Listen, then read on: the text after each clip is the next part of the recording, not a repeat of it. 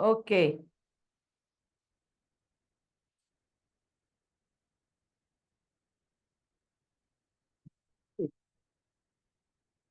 So in the last class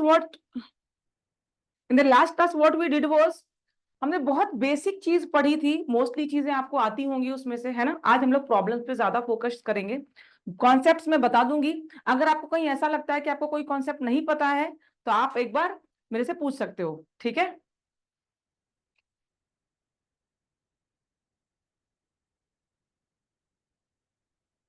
just minute.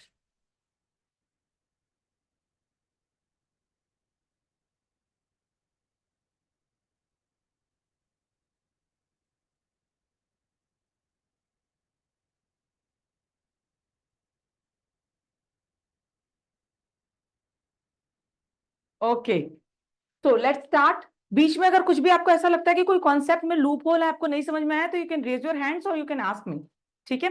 जब तक नहीं रिक्वायर्ड है आप अपने माइक ऑफ कर रखिएगा, and when required you can ask the questions.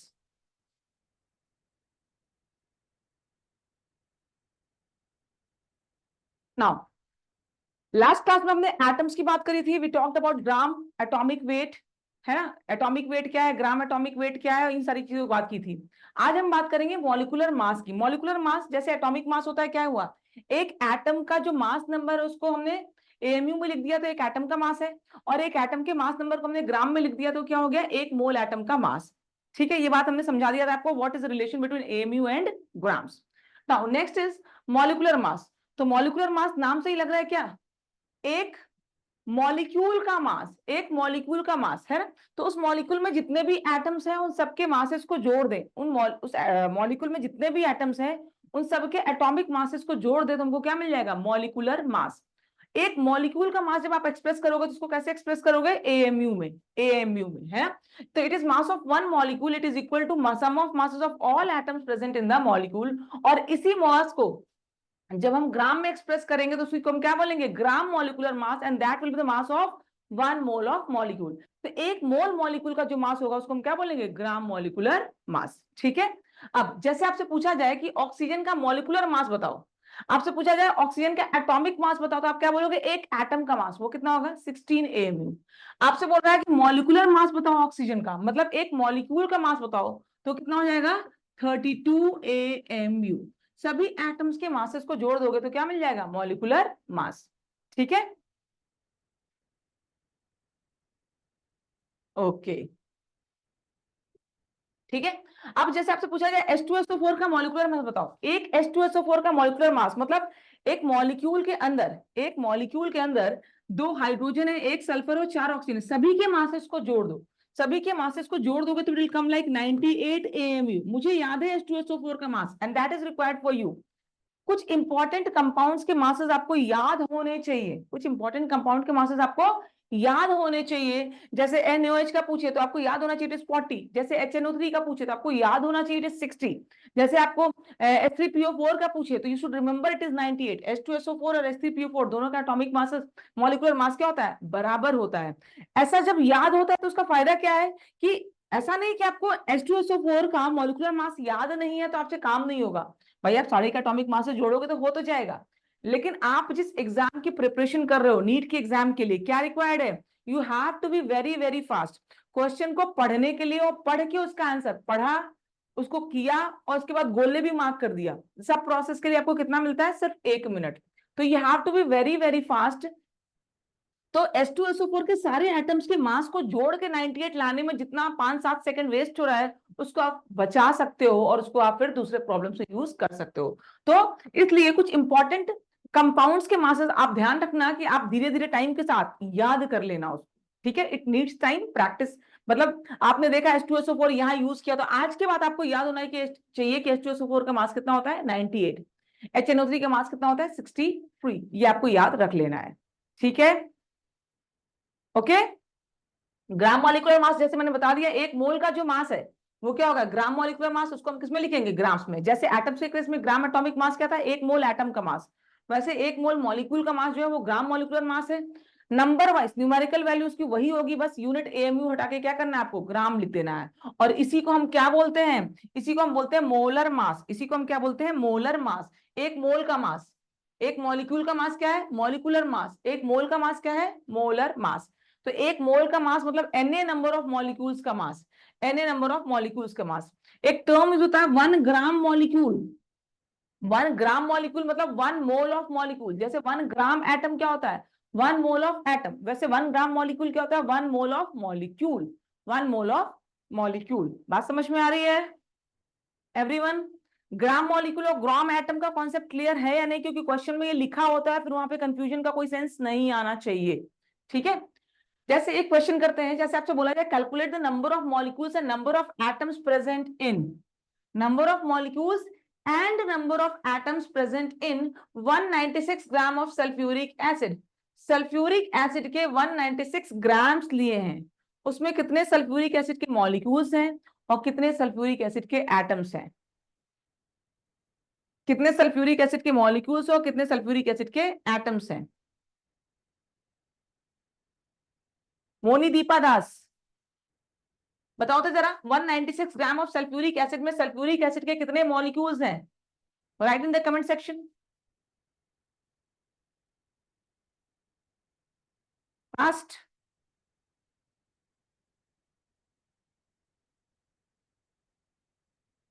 2 molecules. अब यही कंफ्यूजन, जो कंफ्यूजन है वो वही का वही है, ध्यान से सुनना। 196 ग्राम, ग्राम में है मास। आप सोचो H2SO4 के 2 मॉलिक्यूल का मास 196 ग्राम होगा, लगभग लगभग 200 ग्राम। इतना भारी, 100 ग्राम का एक मॉलिक्यूल होता है क्या?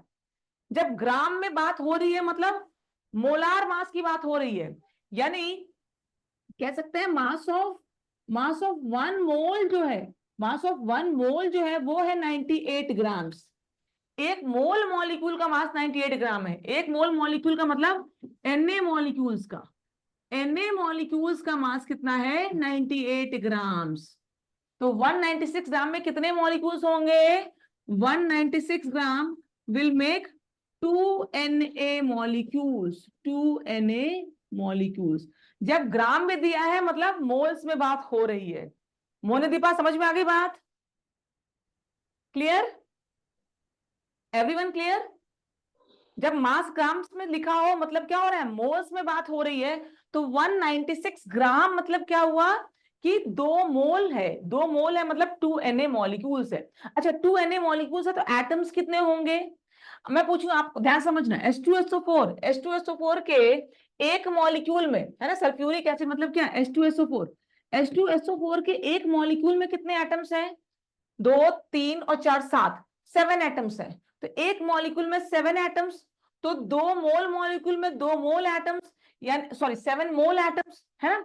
एक मोल में Na मॉलिक्यूल्स और हर मॉलिक्यूल में Na 7 एटम्स है ना। तो 2 Na मॉलिक्यूल है तो इसमें एटम्स कितने हो जाएंगे, 2 Na मॉलिक्यूल्स और हर मॉलिक्यूल में 7 एटम्स, तो इट इज 14 Na एटम्स। कितना आ जाएगा, 14 Na एटम्स। बात समझ में आ रही है क्या? हर एक मॉलिक्यूल में 7 एटम है, तो 2Na molecules into 7 atoms present हैं। क्लियर? आपसे पूछा जाए 196 gram molecule of sulphuric acid, 196 gram molecule of sulphuric acid में कितने एटम्स और कितने मॉलिक्यूल्स प्रेजेंट है? Dev Jyoti Pal, give answer in the comment box,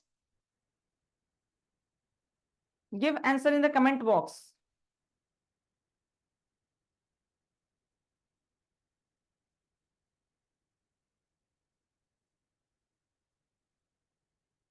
और कोई भी आंसर देना चाहता है, फटाफट दो answer quick. 196 gram molecule of sulphuric acid में कितने मॉलिक्यूल्स हैं और कितने एटम्स हैं?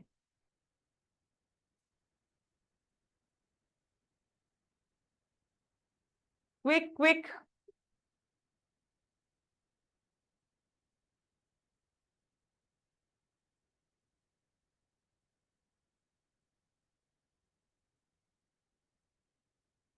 No one is answering.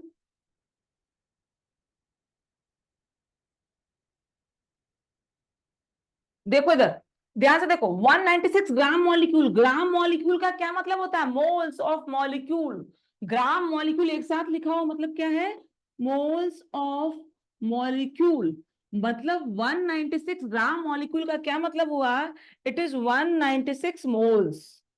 तो 196 मोल में कितने मॉलिक्यूल्स होंगे, एक मोल में Na, तो 196 मोल में 196 Na मॉलिक्यूल्स।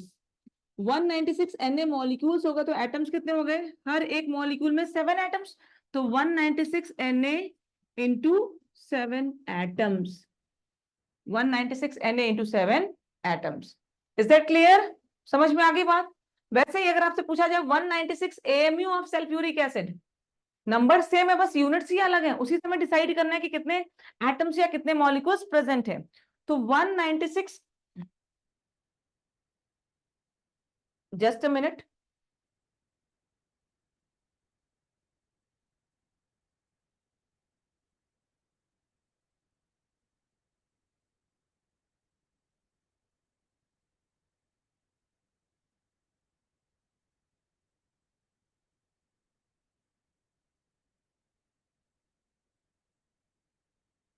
ओके ठीक है।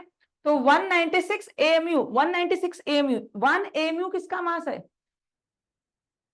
अगर मास AMU में दिया है मतलब एक मॉलिक्यूल की बात हो रही है, 1 2 4 10 मॉलिक्यूल्स की, मतलब मॉलिक्यूलर लेवल पे बात हो रही है, बहुत कम मास है। तो एक मॉलिक्यूल का mass, mass of one molecule, mass of one molecule, अगर मैं आपसे पूछूं तो कितना है, mass of one molecule is 98 AMU। तो 196 AMU में कितने मॉलिक्यूल्स होंगे, इट विल मेक 2 मॉलिक्यूल्स, है ना, 2 मॉलिक्यूल्स। तो एटम्स कितने होंगे, 14 एटम्स, 14 एटम्स। तो लास्ट वाला पार्ट जो है 196 AMU, उसमें मॉलिक्यूल्स कितने हो जाएंगे, 2, और एटम्स कितने हो जाएंगे, 14। यही क्वेश्चन आपका ऑब्जेक्टिव में हो सकता था, विच of the following have maximum number of atoms. आपके पास यही ऑप्शंस होते, ए बी सी करके ऑप्शंस होते, है ना, किसमें सबसे ज्यादा एटम्स हैं। तो बहुत क्लियरली दिख रहा है 196 ग्राम मॉलिक्यूल में कितने एटम्स हैं, 14 Na एटम्स प्रेजेंट हैं। ठीक है, 196 ग्राम मॉलिक्यूल में 196 इंटू 7 Na एटम्स प्रेजेंट है, तो इसमें मैक्सिमम नंबर ऑफ एटम्स हो जाते हैं। समझ आ गई क्या बात, is that clear all of you, give Thums up, okay fine. अब एक क्वेश्चन ये है, the ratio of masses of oxygen and nitrogen in a particular gaseous mixture is 1:4। एक गैस का मिक्सचर है जिसमें ऑक्सीजन और नाइट्रोजन प्रेजेंट है, और उनके मास का रेशियो कितना है, 1:4। आपसे पूछ रहा है ratio of number of molecules, ratio of number of molecules, mass का रेशियो 1:4 है, आपको ratio of number of molecules बताना है, बताएं फटाफट।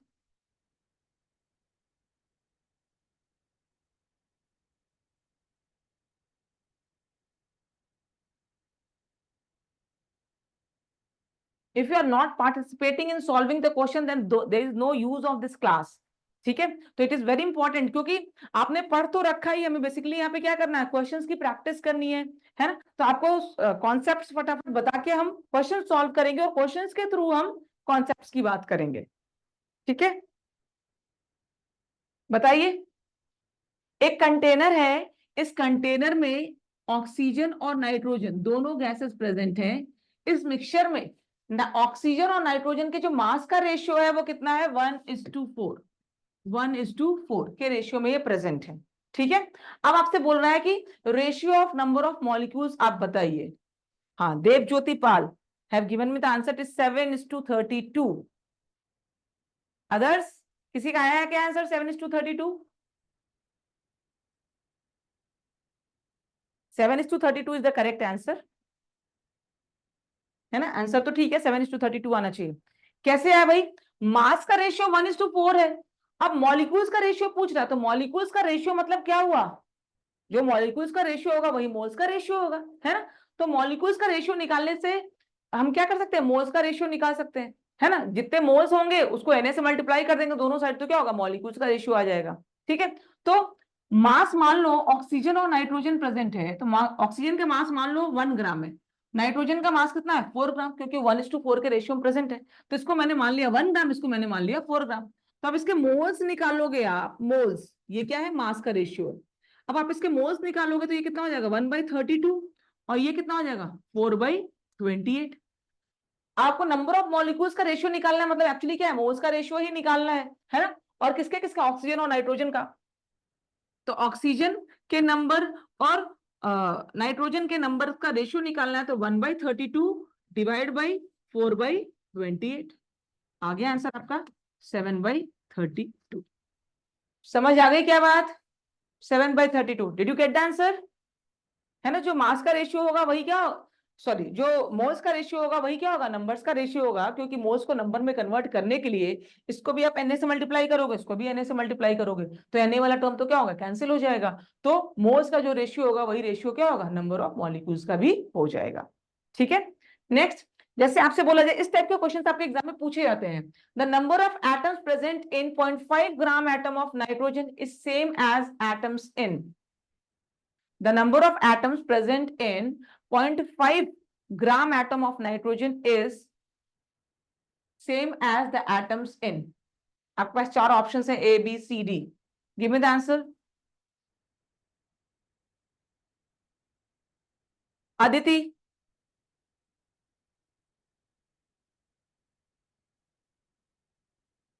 Aditi give me the answer.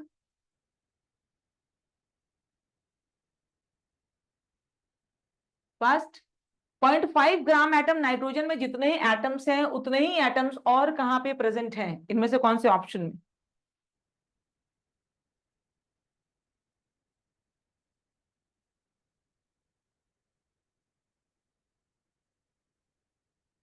8 grams of oxygen, Devjyoti Pal has again given the answer, very good। 8 grams of oxygen में उतने ही atoms हैं जितने 0.5 ग्राम एटम्स ऑफ नाइट्रोजन में है। यहाँ पे आपको डिकोड क्या करना है, ग्राम एटम मतलब क्या, moles of atom, moles of atom, moles of atom, है ना। तो ग्राम एटम का क्या मतलब हुआ, मोल्स ऑफ एटम, यानी 0.5 मोल एटम है किसका, नाइट्रोजन एटम का।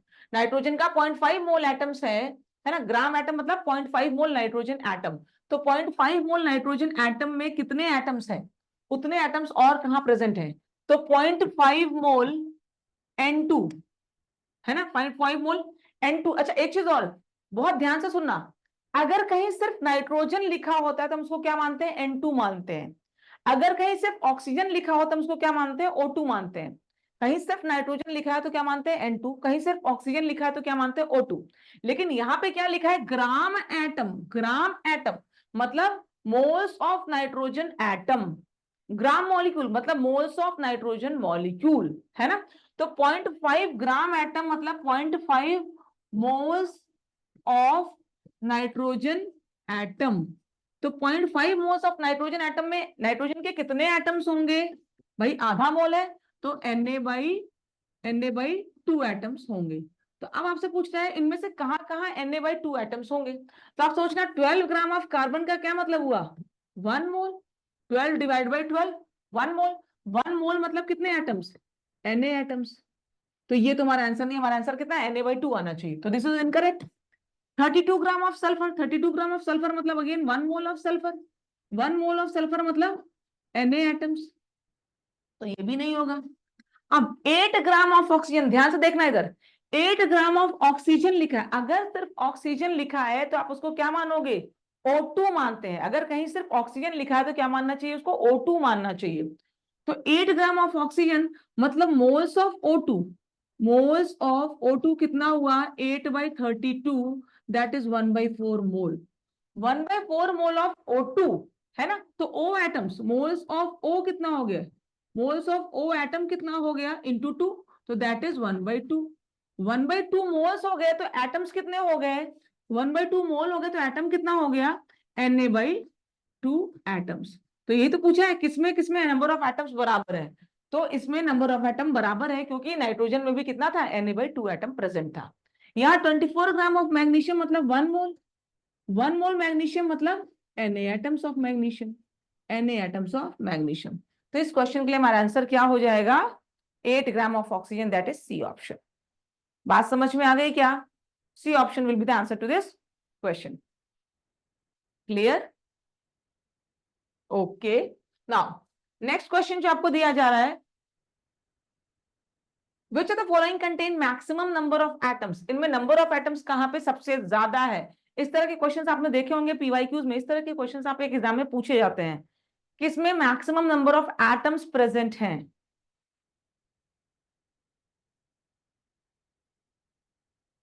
Rajeshwari Sarkar, give me the answer. Which has maximum number of atoms?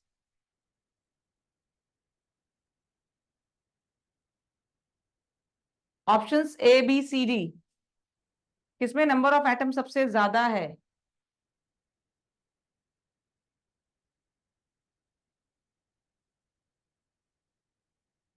Which of the following contains maximum number of atoms? Rajeshwari gave the answer as A. Rajeshwari gave the answer as A. Monadeepa is also saying A. Very correct. ठीक है। 4 gram of hydrogen का क्या मतलब हुआ? 4 gram hydrogen मतलब moles अगर निकाले तो 4/2, 4/2 मोलर मास इतना क्या है? 2, तो 2 मोल्स, 2 मोल्स मतलब 2 Na मॉलिक्यूल्स, 2 Na मॉलिक्यूल्स मतलब 4 Na एटम्स। तो इसमें तो नंबर ऑफ एटम्स कितने हो गए? 4 Na। अब 16 ग्राम ऑफ ऑक्सीजन की बात कर लें, 16 ग्राम ऑफ ऑक्सीजन मतलब 16/32, that is 1/2 moles, 1/2 moles O2 मतलब 1 मोल O, मतलब कि एटम्स कितने हो गए? Na atoms. O2 के आधा मोल है तो O के कितने मोल हो गए? 1 मोल हो गए, है ना? Na एटम्स, इसमें कितने? 4 Na एटम्स। यहां थे 28 ग्राम N2, 28/28 दैट इज 1 मोल, तो 1 मोल N2 मतलब 2 मोल्स क्या हो गए? नाइट्रोजन एटम, है ना? मतलब 2 Na एटम्स। यहाँ कितने हो गए? 2 Na एटम्स। और 18 ग्राम H2O का क्या मतलब हुआ? 18/18 that is 1 mole, 1 mole H2O मतलब कि हर एक मॉलिक्यूल में कितने एटम्स हैं? 3 एटम्स हैं, तो 3 मोल एटम्स मतलब कि 3 Na एटम्स, 3 Na एटम्स। अब आप देख लो, इसमें Na एटम्स है, उसमें 3 Na एटम्स है, इसमें 4 Na एटम्स है, इसमें 2 Na एटम्स है, तो हमारा आंसर क्या हो जाएगा? A option 4 Na atoms. इसी क्वेश्चन में इसको ऐसे भी दे सकता था कि arrange them in decreasing order of number of atoms, तो हमने फाइंड आउट कर लिया सबने नंबर ऑफ एटम्स, इसमें 4 है, इसमें सिर्फ Na है, इसमें 2 Na, इसमें 3 एटम है, तो इसका इंक्रीजिंग या डिक्रीजिंग ऑर्डर हम इजिली लिख सकते थे। ठीक है। नाउ द नेक्स्ट हमको जो पढ़ना है, मतलब number of atoms, molecule, masses से रिलेटेड तो काफी सारी बात हमने कर ली। अब हमारा नेक्स्ट टॉपिक जो है that is laws of chemical combination, laws of chemical combination. I hope आप सबने पढ़ रखा है ना? इसको क्विकली फटाफट मैं एक बार इसको मेंशन कर देती हूँ, what are laws of chemical combination, और फिर लॉज ऑफ केमिकल कॉम्बिनेशन पे क्वेश्चंस कैसे बनते हैं उस पे हमारा मेन फोकस होगा, है ना? How do the questions on law of chemical combination is created. Okay, यहां तक किसी को कोई कंफ्यूजन है तो बोले, नहीं तो थम्स अप करिए जी, मैं आगे बढ़ूं।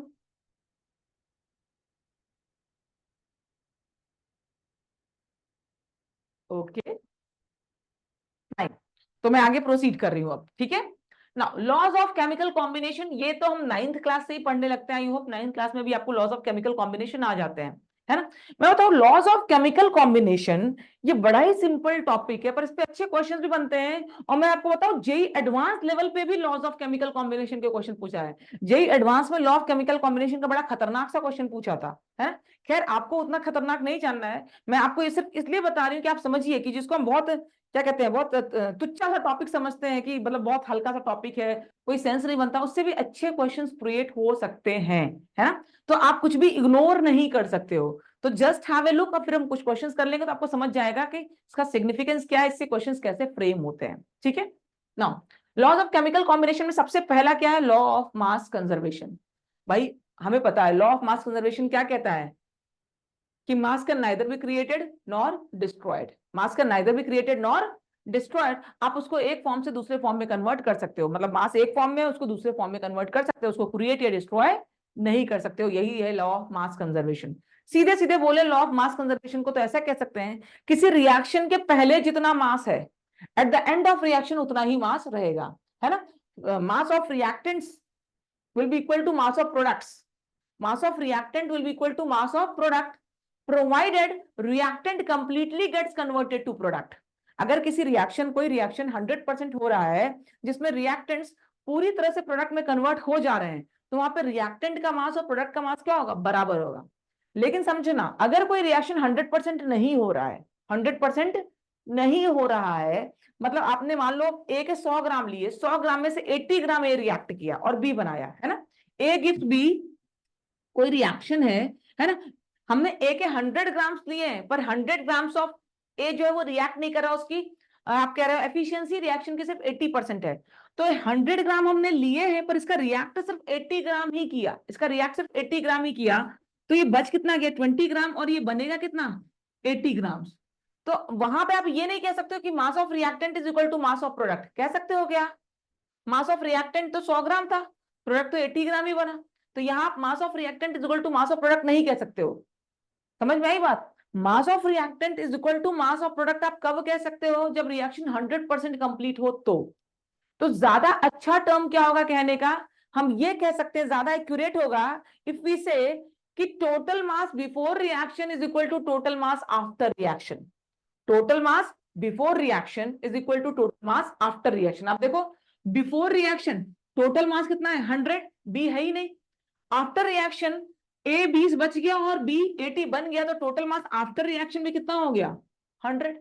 तो total mass before reaction is equal to total mass after reaction, ये अगर आप कहते हो तो ये हमेशा वैलिड होगा, है ना। लेकिन आप ये कहो mass of reactant is equal to mass of product, तो ये हमेशा वैलिड नहीं है, अगर रिएक्शन इनकम्प्लीट है तो ये बात गलत हो जाएगी। समझ में आ गई बात, क्लैरिटी आ गई इसमें क्या है ना। तो लॉ ऑफ मास कंजर्वेशन के स्टेटमेंट की अगर हम बात करें तो वो स्टेट्स लिवोशियन ने दिया था इसको, स्टेटमेंट क्या है, states that mass can neither be created not destroyed during a chemical और अ फिजिकल रिएक्शन, है ना, किसी फिजिकल या केमिकल चेंज में मास ना क्रिएट होगा ना डिस्ट्रॉय होगा, but one form is changed into another form, एक फॉर्म से दूसरा फॉर्म बनाया जा सकता है। This is law of mass conservation. I hope there is nothing new, बस एक छोटा सा कंसेप्ट बस था कि अगर आपके पास एक ऑप्शन ऐसा हो कि mass of reactant is equal to mass of product, और एक ऑप्शन हो total mass before reaction is equal to total mass after reaction, तो ज्यादा सही ऑप्शन क्या होगा, सेकंड वाला, total mass before reaction is equal to total mass after reaction. ठीक है। नाउ दूसरा लॉ जो था that is law of definite proportion या law of constant composition, law of definite proportion या law of constant composition. Just a minute, ठीक है।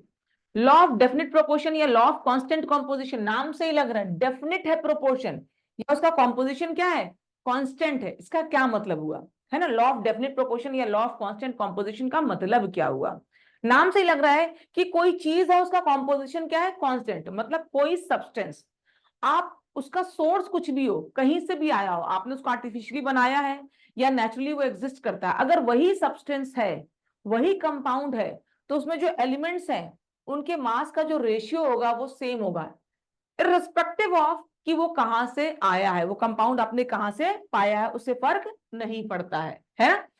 ये लॉ दिया था फ्राउस्ट ने, क्या कहता है, a particular compound irrespective of the source from which it is obtained contains same element combined together in same fixed proportion by mass। एक कंपाउंड अगर वही कंपाउंड है तो आप दुनिया में उसको किसी भी मेथड से बना लो, कहीं से भी लेके आओ, अगर वही कंपाउंड है तो उसमें जो एलिमेंट्स होंगे उनका कॉम्पोजिशन बाय मास क्या होगा, सेम होगा। फॉर एग्जाम्पल अगर मैं बोलूं पानी H2O, है ना, वाटर, है ना, वाटर की बात करूं, अब वाटर में आप रेन वाटर ले लो, रेन वाटर ले लो, या फिर पॉन्ड वाटर ले लो, या फिर आप टैप वाटर ले लो, पानी कहीं से भी ले लो, अगर वो पानी है, पानी सिर्फ प्योर पानी है ना। अब ये मत बोलना रेन वाटर में तो एसिड रेन होता है तो वहां पे एसिड्स भी रहते हैं, तो वो तो उसमें इम्प्योरिटीज हैं, वाटर की मैं बात कर रही हूँ। वाटर मतलब उसका कॉम्पोजिशन क्या है, H2O। तो चाहे रेन वाटर हो, चाहे टैप वाटर हो, चाहे पॉन्ड वाटर है, उसमें हाइड्रोजन और ऑक्सीजन के जो मास का रेशियो है ना, हाइड्रोजन 2 ग्राम में तो ऑक्सीजन कितना है 16 ग्राम, 16 ग्राम ऑक्सीजन के साथ 2 ग्राम हाइड्रोजन क्या होता है, कंबाइन होता है ना। यहाँ भी वही रेशियो होगा 2:16, 2:16। मतलब पानी दुनिया में कहीं से लिया जाए उसमें हाइड्रोजन और ऑक्सीजन 1:8 के रेशियो में कंबाइन करते हैं। तो उनका कॉम्पोजिशन क्या है, कांस्टेंट। आपने कहीं से पानी लिया कोई फर्क नहीं पड़ता, अगर वो पानी है तो उसमें हाइड्रोजन और ऑक्सीजन के मास का रेशियो क्या होगा, कांस्टेंट होगा। This is law of constant composition. Got it, है ना, समझ आ गई क्या बात। This is called as law of constant composition. ये दो लॉज हो गए। तीसरा लॉ क्या है, law of multiple proportion. Law of multiple proportion क्या कहता है, law of multiple proportion, what does law of multiple proportion says, है ना।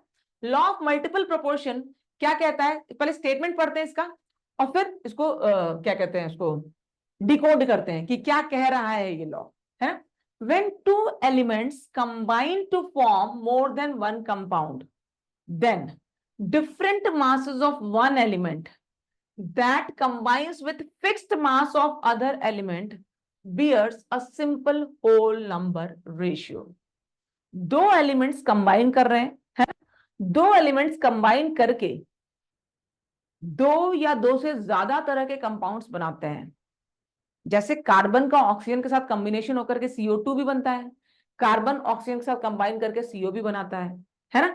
जैसे सल्फर ऑक्सीजन के साथ कंबाइन करके SO2 भी बनाता है, सल्फर ऑक्सीजन कंबाइन करके SO3 भी बनाते हैं। जैसे हाइड्रोजन और ऑक्सीजन कंबाइन करके H2O भी बनाता है, हाइड्रोजन और ऑक्सीजन कंबाइन करके H2O2 भी बनाता है। बात समझ में आ गई, है ना। तो वही कह रहे हैं कि जब दो एलिमेंट्स कंबाइन करके दो या दो से ज्यादा तरह के कंपाउंड्स बनाते हो, तब उनमें से किसी एक एलिमेंट के मास को हमने फिक्स कर दिया।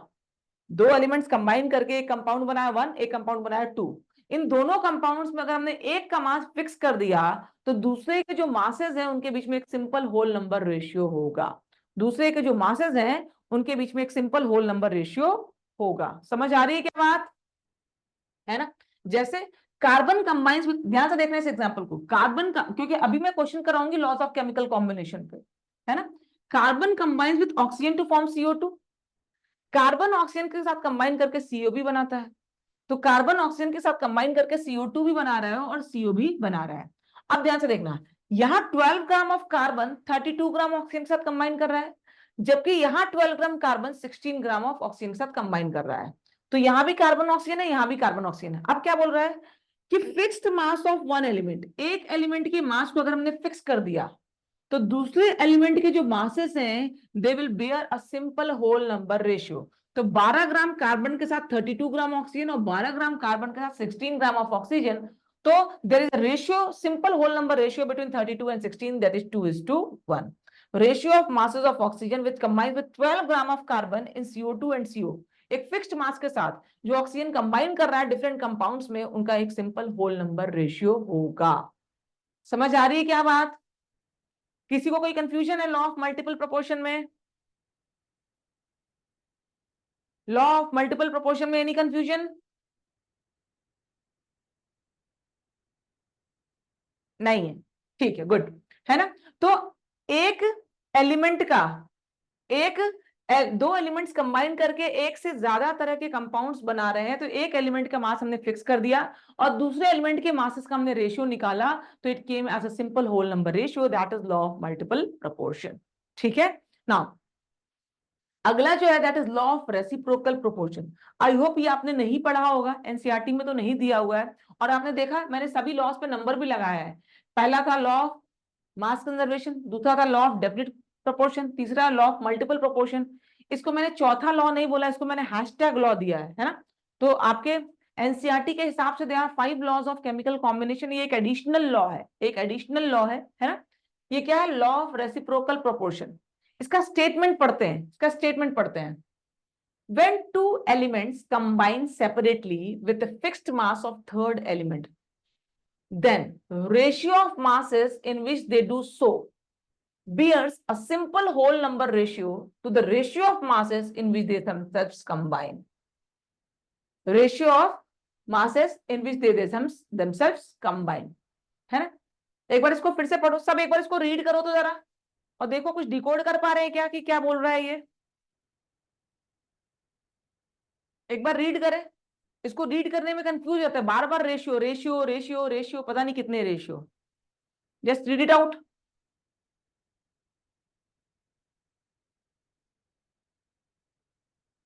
कुछ डिकोड कर पा रहे हैं क्या हम इसमें से?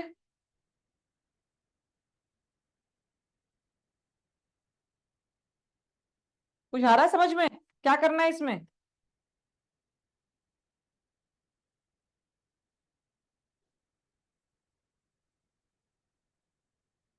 नहीं आ रहा है? फिर से पढ़ते हैं इसको, फिर से डिकोड करते हैं। व्हेन टू एलिमेंट्स, दो एलिमेंट्स हैं, कंबाइन कर रहे हैं किसी थर्ड एलिमेंट के साथ, दो डिफरेंट एलिमेंट्स हैं, वो कंबाइन कर रहे हैं थर्ड एलिमेंट के फिक्स्ड मास के साथ। यानी एक एलिमेंट है, उसका मास फिक्स कर दिया, उतने ही मास के साथ पहला एलिमेंट भी कंबाइन कर रहा है, उतने ही मास के साथ दूसरा एलिमेंट भी कंबाइन कर रहा है। ठीक है, then the ratio of masses in which do they do so, fixed mass of third element के साथ दो अलग अलग एलिमेंट्स कंबाइन कर रहे हैं, अलग अलग कंपाउंड्स बना रहे हैं, तो उनके मासेस का एक रेशियो है। अब थर्ड एलिमेंट के साथ वन और टू कंबाइन कर रहे थे अलग अलग, अब मैं बोल रही हूं वन और टू आपस में कंबाइन कर जाए तो उनके मासेस का भी कोई रेशियो होगा। तो पहले जो उनके मासेस का रेशियो था, जो fixed mass of third compound के साथ रिएक्ट कर रहा था, और अब जब वो आपस में रिएक्ट कर रहे हैं उनके मासेस का जो रेशियो, इन दोनों रेशियोज का आपस में एक सिंपल होल नंबर रेशियो होगा। इन दोनों रेशियोज का आपस में एक सिंपल होल नंबर रेशियो होगा। इसी को बोलते हैं लॉ ऑफ रेसिप्रोकल प्रोपोर्शन। देखते हैं, फॉर एग्जाम्पल मैं बताती हूँ, ध्यान से देखना इधर। कार्बन है, सल्फर है और ऑक्सीजन है, ये तीन एलिमेंट्स है ना। अब मैं बोल रही हूं कार्बन ऑक्सीजन के साथ कंबाइन करके क्या बना रहा है? CO2। कार्बन ऑक्सीजन के साथ कंबाइन करके बना रहा है CO2। कार्बन सल्फर के, सॉरी, सल्फर ऑक्सीजन के साथ कंबाइन करके बना रहा है क्या? SO2। तो कार्बन जब ऑक्सीजन के साथ कंबाइन किया CO2 बना रहा है, सल्फर जब ऑक्सीजन के साथ कंबाइन किया SO2 बना रहा है। आप ध्यान से देखना, कौन सा एलिमेंट थर्ड एलिमेंट है? ऑक्सीजन। एलिमेंट वन ऑक्सीजन के साथ कंबाइन करके CO2 बना रहा है, एलिमेंट टू भी ऑक्सीजन के साथ कंबाइन करके SO2 बना रहा है। इन दोनों में जो ऑक्सीजन के मासेस है वो क्या है? फिक्स है ना। यहाँ भी 32 ग्राम ऑक्सीजन का है, यहाँ भी क्या है? 32 ग्राम है ऑक्सीजन का। दोनों जगह ऑक्सीजन के मासेस क्या है? 32 ग्राम।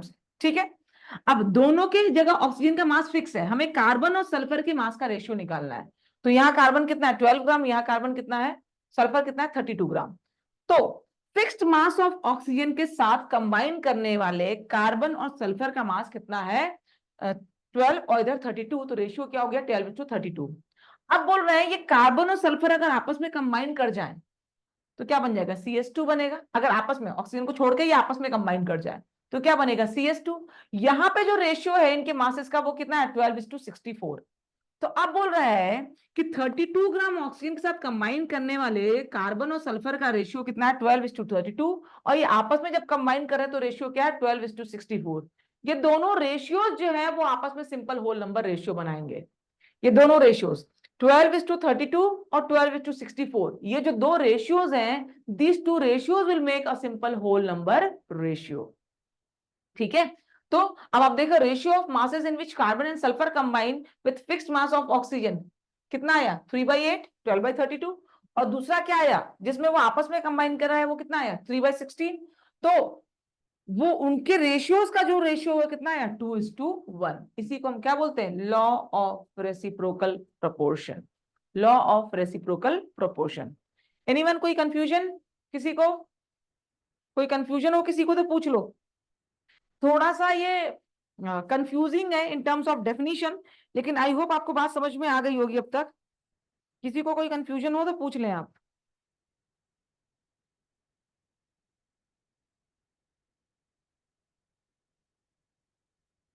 आगे बढ़ जाएं। लॉ ऑफ रेसिप्रोकल प्रोपोर्शन सबको समझ में आ गया? Should we proceed?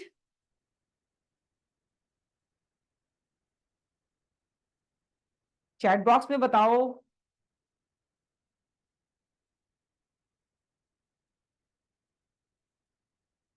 ओके, ठीक है। Now next law is law Gay Lussac's law of gaseous volume. Gay Lussac's law of gaseous volume, ये क्या बोल रहा है लॉ? कि व्हेन गैसेस रिएक्ट, जब गैसेस रिएक्ट करते हैं, they do so in volume which bear a simple whole number ratio to one another and to the volume of product if gaseous. जब गैसेस रिएक्ट करते हैं, है ना, तो अगर गैसियस रिएक्टेंट्स हैं, गैसियस रिएक्टेंट है, तो उनके वॉल्यूम में एक सिंपल होल नंबर रेशियो होगा, और अगर प्रोडक्ट भी गैसियस बनेगा तो वहां पे भी एक simple whole number ratio bear होगा। जैसे हाइड्रोजन का क्लोरीन के साथ रिएक्शन कराया, आपको HCl बना। H2 reacts with Cl2 to form HCl, ऐसा एक रिएक्शन, ठीक है। अब ध्यान से देखना, एक वॉल्यूम हाइड्रोजन का एक वॉल्यूम क्लोरीन के साथ जब भी कंबाइन करेगा तो HCl के कितने वॉल्यूम बनेंगे? 2 वॉल्यूम। मतलब अगर इसका 5 ml कंबाइन करेगा, इसका 5 ml कंबाइन करेगा तो HCl कितना बनेगा? 10 ml। बट ये किस पे एप्लीकेबल है? Only for gaseous reactants and products. Gaseous reactants and products, ये लिक्विड या सॉलिड स्टेट में है तो उस पर ये एप्लीकेबल नहीं है, ठीक है। तो वेन एवर गैसेस कंबाइन, है ना, they do so in simple whole number ratio, और अगर प्रोडक्ट भी गैस होगा तो वो भी एक simple whole number ratio bear करेगा। तो इनके वॉल्यूम्स का अगर रेशियो देखें तो 1:1:2 ये आ रहा है। यही क्या है? Gay-Lussac's law of combining volume. This law is used only for gaseous reactions, है ना। ये लॉ कहाँ एप्लीकेबल है? सिर्फ गैसियस रिएक्शन पे। मैंने पहले ही बताया कि अगर सॉलिड लिक्विड होगा तो यहाँ एप्लीकेबल नहीं होगा। It relates volume to mole but not relates with mass. Volume को हम मोल से रिलेट कर सकते हैं। ध्यान समझना, हम ये कह सकते हैं ना कि हाइड्रोजन का 1 मोल क्लोरीन के 1 मोल के साथ कंबाइन करके HCl का 2 मोल बना रहा है, तो वैसे ही हाइड्रोजन का 1 वॉल्यूम क्लोरीन के 1 वॉल्यूम के साथ कंबाइन करके HCl का 2 वॉल्यूम बना रहा है। लेकिन यही बात हम मास पे एप्लीकेबल नहीं कर सकते। हम ऐसा नहीं कह सकते हैं कि हाइड्रोजन का 1 ग्राम क्लोरीन के 1 ग्राम के साथ कंबाइन करके HCl के 2 ग्राम बनाएगा। इसका 1 ग्राम इसके 1 ग्राम के साथ कंबाइन नहीं करेगा। ये रेशियो किसका है? मोल्स का है या फिर वॉल्यूम का है ना। इसको हम मोल्स का रेशियो बोल सकते हैं या वॉल्यूम का रेशियो बोल सकते हैं, मास का रेशियो इसको नहीं बोल सकते हैं। That is Gay-Lussac's law of gaseous volumes. और लास्ट लॉ जो है that is Avogadro hypothesis. Avogadro hypothesis क्या कहता है? Equal volume of all gases, equal volume of all gases contain equal number of molecules when temperature and pressure remains same. Pressure और temperature अगर same है और हमने वॉल्यूम ऑफ कंटेनर भी same रख दिया है तो उसमें number of molecule of gas क्या होगा? बराबर ही होगा। जैसे मैंने 3 कंटेनर ले लिए, तीनों 100 ml के हैं, 3 डब्बे ले लिए, तीनों 100 ml के हैं। इसमें मैंने डाल दिया सपोज अमोनिया गैस, इस कंटेनर में मैंने डाल दिया हाइड्रोजन गैस, और इस कंटेनर में मैंने डाल दिया CO2 गैस। अब ध्यान से देखना, टेम्परेचर और प्रेशर तीनों जगह सेम है, यानी एक ही कमरे के अंदर मैंने एक टेबल पर तीनों डब्बे ले लिए 100 ml के, एक में मैंने अमोनिया भर दिया, एक में हाइड्रोजन भर दिया, एक में CO2 भर दिया। तो अगर टेम्परेचर प्रेशर सेम है और वॉल्यूम भी हमने बराबर कर दिया तो नंबर ऑफ मोल्स भी बराबर होंगे। नंबर ऑफ मोल्स बराबर होंगे तो नंबर ऑफ मॉलिक्यूल्स भी बराबर होंगे। तो अगर इसमें x मॉलिक्यूल्स है, ध्यान समझना, अगर इसमें x मॉलिक्यूल्स है अमोनिया के तो इसमें हाइड्रोजन के भी क्या होंगे? x मॉलिक्यूल्स ही होंगे, और इसमें CO2 के भी क्या होंगे?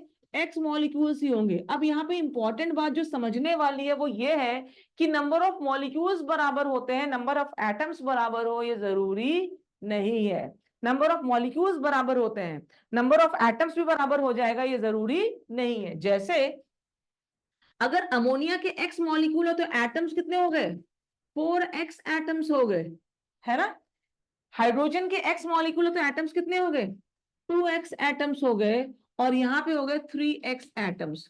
तो हम देख पा रहे हैं क्या कि अगर टेम्परेचर और प्रेशर सेम है और वॉल्यूम भी हमने बराबर कर दिया तो मॉलिक्यूल्स बराबर होंगे, नंबर ऑफ एटम्स बराबर हो ये जरूरी नहीं है। एटम्स तो तब बराबर होंगे जब उनकी एटॉमिसिटी क्या होगी? सेम होगी।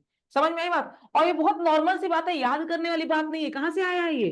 PV इक्वल टू nRT से। ध्यान से देखना, प्रेशर सेम है, टेम्परेचर सेम है, वॉल्यूम भी आपने सेम कर दिया, R तो कांस्टेंट होता ही है, तो बच क्या है? N भी क्या होगा? सेम।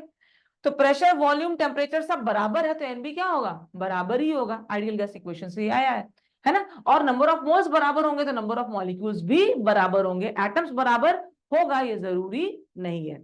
इसी बेसिस पे आप बार बार कहते हो कि 1 mole of any gas at STP occupies 22.4 litres. हम कहते हैं ना कोई भी गैस STP पर उसका वॉल्यूम कितना होता है? 22.4 लीटर्स। कौन सा गैस है इससे मतलब ही नहीं है। 1 मोल अमोनिया लोगे तो भी उसका वॉल्यूम क्या है? 22.4 लीटर्स। 1 मोल हाइड्रोजन लोगे तो भी उसका वॉल्यूम कितना है? 22.4 लीटर्स। कैसे आया? सेम क्या equation, PV equal to nRT। PV equal to nRT। अगर मैं STP बोल रही हूँ मतलब मैंने प्रेशर को फिक्स कर दिया, टेम्परेचर को फिक्स कर दिया, R कांस्टेंट है, और 1 मोल गैस है मतलब N की वैल्यू भी मैंने N रख दी है, तो इन सब की वैल्यूज अगर फिक्स हो गई तो वॉल्यूम भी तो फिक्स हो जाएगा ना। STP पे प्रेशर फिक्स है, टेम्परेचर भी फिक्स है, 1 मोल गैस की बात कर दी यानी N भी फिक्स हो गया, R तो कांस्टेंट हो गया, तो वॉल्यूम भी क्या होगा? फिक्स ही होगा, है ना। तो इसी बेसिस पे अवोगाड्रो हाइपोथेसिस से ही आया है कि for any gas at STP अगर 1 मोल ले रहे हो तो उसका वॉल्यूम कितना होगा 22.4 लीटर्स। पर ये किस पे एप्लीकेबल है? सिर्फ और सिर्फ गैसेस पे ही एप्लीकेबल है, ये सिर्फ और सिर्फ गैसेस पर ही एप्लीकेबल है। समझ आ गई बात? कोई कंफ्यूजन है क्या इसमें किसी को? Any confusion? नहीं, आगे बढ़ जाए। ठीक है, so that was all from the laws, है ना। अब कुछ क्वेश्चंस करते हैं, कुछ क्वेश्चंस करते हैं लॉज ऑफ केमिकल कॉम्बिनेशन पे बेस्ड। अब देखते हैं हमारी समझ जो है वो कितनी डेवलप हो गई है लॉज ऑफ केमिकल कॉम्बिनेशन के बारे में, है ना। ध्यान से देखो, 1.5 ग्राम कोई हाइड्रोकार्बन है, उसका कंप्लीट कंबशन कराया है, कंप्लीट कंबशन कराया है, तो CO2 मिला 4.4 ग्राम और पानी मिला कितना 2.7 gram. Which law of chemical combination is followed? आपके पास ऑप्शंस है, law of multiple proportion, law of mass conservation, law of definite proportion, and last option है none of these. Most of the time none of these जब option होता है तो बकवास option होता है, पर इस क्वेश्चन में नन ऑफ दीज बड़ा इंपॉर्टेंट ऑप्शन है। वही वो ऑप्शन है जो आपको कैलकुलेशन पे मजबूर करेगा कि आप कैलकुलेट करके निकालिए, अदरवाइज डाटा देख के ही पता चल जाता कि कौन सा लॉ है ना। लेकिन नन ऑफ दीज का एक ऑप्शन है, मतलब आपको कैलकुलेशंस करके देखने पड़ेंगे। बताएं फटाफट।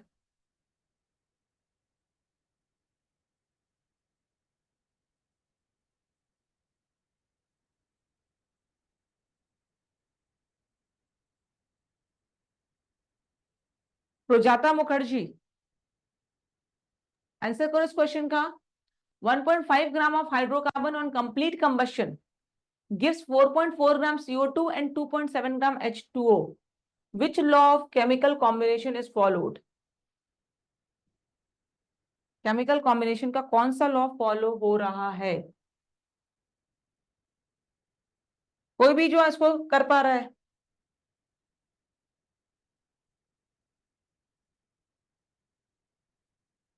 ये समझ में आ रहा है क्या कि क्या पूछ रहा है ये?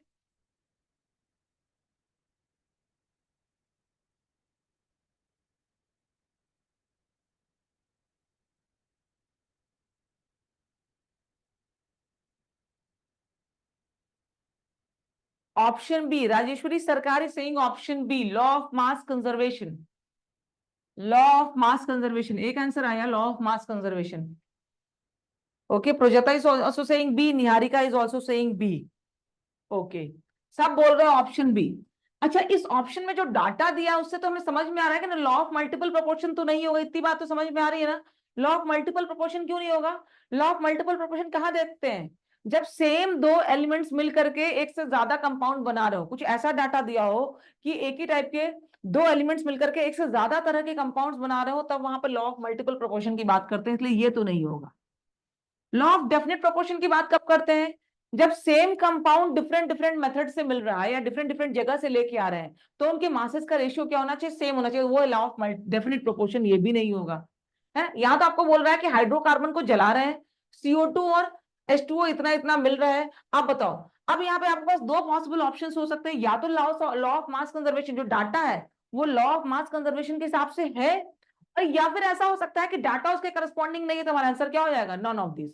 यानी लॉ ऑफ मास कंजर्वेशन हो सकता है अगर डाटा जो दिया है वो सही है, मतलब वैल्यूज सही है, तो अगर वैल्यूज सही नहीं है तो हमारा आंसर क्या हो जाएगा? None of these. तो हमको बेसिकली यहाँ पे इस क्वेश्चन में क्या प्रूव करना है कि लॉ ऑफ मास कंजर्वेशन यहाँ पे एप्लीकेबल है या नहीं।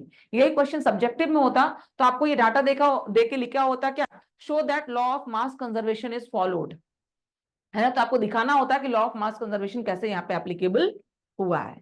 समझ आई बात? ठीक है, एक बार मैं करके दिखा देती हूँ कैसे करना है इसको। जिन्होंने कर लिया वेरी गुड, आंसर तो बी सही है, करेक्ट है ना।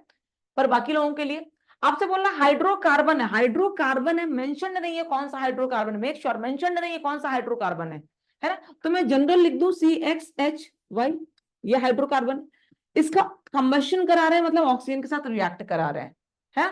अब ध्यान से समझना, जब ये रिएक्ट करेगा तो CO2 तो बनेगा ही और साथ में पानी बनेगा, CO2 बनेगा और पानी बनेगा। बैलेंस करने की जरूरत नहीं है, एक तो तरीका होता है कि हम इसको बैलेंस करके लिखते है ना, और फिर हम ऑक्सीजन का मास ढूंढते उस हिसाब से और फिर बताते क्या बन रहा है। दूसरा तरीका क्या है, ध्यान से देखना, CXHY, ये जो हाइड्रोकार्बन, इसका मास हमने कितना लिया, 1.5 ग्राम। यानी mass of carbon plus mass of hydrogen, hydrogen और कार्बन को मिला करके कुल मास कितना है, 1.5 ग्राम। बिफोर रिएक्शन, ऑक्सीजन तो एक्सेस में है भाई, हमको नहीं पता, जितना रिक्वायरमेंट होगा उतना वो ले लेगा कंबशन के लिए। तो before reaction carbon plus hydrogen का मास कितना है, 1.5 gram. Agreed? Before reaction carbon plus hydrogen का मास कितना है, 1.5 ग्राम। अब रिएक्शन के बाद, कंबशन के बाद, ये तो कितना बन रहा है, 4.4 ग्राम, और ये डाटा में दिया है ये बन रहा है 2.7 ग्राम। अब ध्यान से देखना, 4.4 ग्राम CO2 का क्या मतलब हुआ।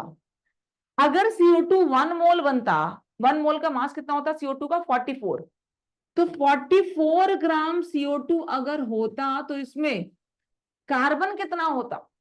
44 ग्राम CO2 में कार्बन का मास कितना है, 12 ग्राम। 12 प्लस 32 कितना हो गया, 44। तो 44 ग्राम CO2 में कार्बन कितना है, 12 ग्राम। तो 4.4 ग्राम CO2 में कार्बन कितना हो जाएगा, 1.2 ग्राम्स है। तो 4.4 ग्राम में कार्बन कितना हो जाएगा, 1.2 ग्राम। वैसे ही पानी कितना है, 2.7 ग्राम। अगर 18 ग्राम H2O होता, 18 ग्राम H2O होता, तो इसमें हाइड्रोजन कितना होता, 18 ग्राम H2O होता तो इसमें हाइड्रोजन कितना होता, 2 ग्राम्स। 18 ग्राम में हाइड्रोजन कितना होता, 2 ग्राम्स हाइड्रोजन होता है। तो 2.7 ग्राम H2O में हाइड्रोजन कितना होगा, तो 2/18 इंटू 2.7, ये कितना हो गया, 9, ये हो गया 0.3 ग्राम्स, 0.3 ग्राम्स है। तो आफ्टर रिएक्शन अगर मैं कार्बन और हाइड्रोजन को देखे तो कार्बन कितना आफ्टर रिएक्शन, 1.2 ग्राम, और हाइड्रोजन कितना है, 0.3 ग्राम। तो after reaction carbon plus hydrogen कितना हो गया, 1.2 प्लस 0.3, दैट इज 1.5 ग्राम। और बिफोर रिएक्शन है, कार्बन और हाइड्रोजन कितना था, 1.5 ग्राम। तो रिएक्शन के पहले भी कार्बन और हाइड्रोजन का मास जोड़ के कितना है, 1.5 ग्राम। रिएक्शन के बाद CO2 और H2O बना, उसमें कार्बन कितना है, 1.2 ग्राम, और उसमें हाइड्रोजन कितना है, 0.3 ग्राम। तो total mass of carbon and hydrogen after reaction is also 1.5 ग्राम। तो हम देख रहे हैं कार्बन और हाइड्रोजन का मास क्या हो रहा है, कंजर्व हो रहा है। So this is true, law of mass conservation is the correct answer to this question. समझ आ गया कैसे सॉल्व करना है इस क्वेश्चन को? Is that clear? Everyone, is it okay? ठीक है। Total mass of carbon and hydrogen before reaction and total mass of carbon hydrogen after the reaction will be equal. ठीक है। अब जैसे ये क्वेश्चन है, आपको दो डाटा दिया हुआ है, एक्सपेरिमेंट 1 और एक्सपेरिमेंट 2 का। इन दो डाटा से आपको बोल रहा है कि this much amount of magnesium on burning with oxygen is giving this much amount of magnesium oxide. एक दूसरा एक्सपेरिमेंट करा रहे हैं, उसमें भी मैग्नीशियम को ऑक्सीजन के साथ बर्न करा रहे हैं और मास ऑफ मैग्नीशियम ऑक्साइड आपको दिया है। तो दो डेटा है, दो एक्सपेरिमेंट्स किए, दोनों एक्सपेरिमेंट्स में हमने मैग्नीशियम को ऑक्सीजन के साथ रिएक्शन करा के क्या बनाया, मैग्नीशियम ऑक्साइड। अब ये डाटा है, ये किस लॉ को करस्पॉन्ड कर रहा है, law of multiple proportion, law of mass conservation, law of definite proportion, या नन ऑफ दीज। अगेन कौन से दो ऑप्शंस हम एलिमिनेट कर सकते हैं यहां पे, which two options can be eliminated. Data के हिसाब से ही कौन से दो ऑप्शंस एलिमिनेट हो सकते हैं, फटाफट बताओ। कौन से दो ऑप्शंस हमारे बिल्कुल नहीं होंगे, ये बता दे पहले तो।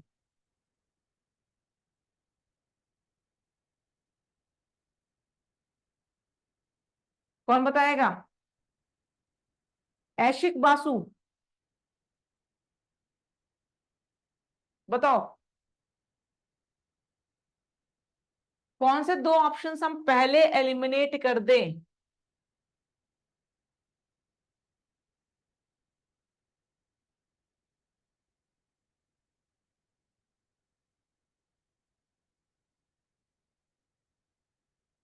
Not getting answers.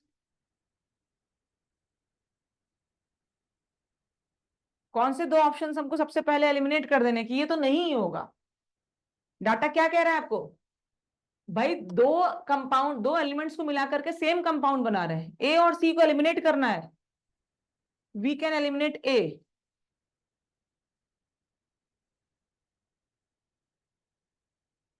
ए और सी।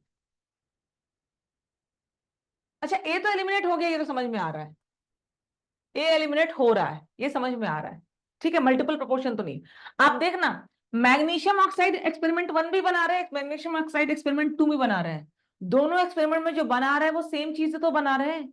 अगर सेम चीज बना रहे हैं respective of source, respective of the experiment, अगर सेम चीज बना रहे हो तो जो कंपोनेंट्स है उसके, उनके मास का रेशियो क्या आना चाहिए? कांस्टेंट आना चाहिए।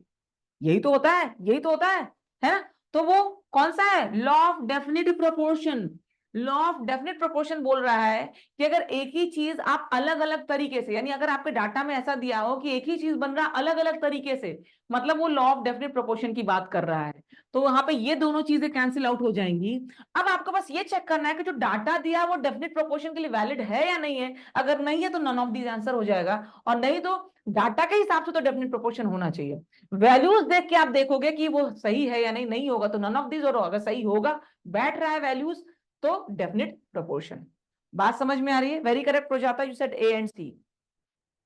ठीक है, तो law of definite proportion check करना है कि इसमें फॉलोड है या नहीं। ठीक है, लॉ ऑफ डेफिनिट प्रोपोर्शन, दो चीजें, एक ही चीज बन रहा है दो डिफरेंट मेथड से, तो जो दोनों कंपोनेंट्स है उनके मास का रेशियो क्या होना चाहिए? सेम आना चाहिए। अब देखो आपको क्या दिया है, पहले एक्सपेरिमेंट में मैग्नीशियम का 0.243 ग्राम है, और मैग्नीशियम ऑक्साइड बन कितना रहा है? 0.403।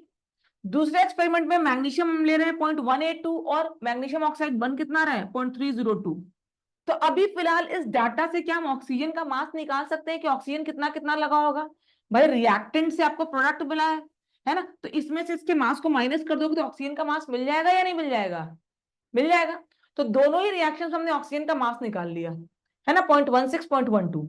अब मैग्नीशियम और ऑक्सीजन का मास रेशियो सेम आना चाहिए, तो 0.24 डिवाइड बाई 0.16, ये कितना आ गया? नियरली 1.5।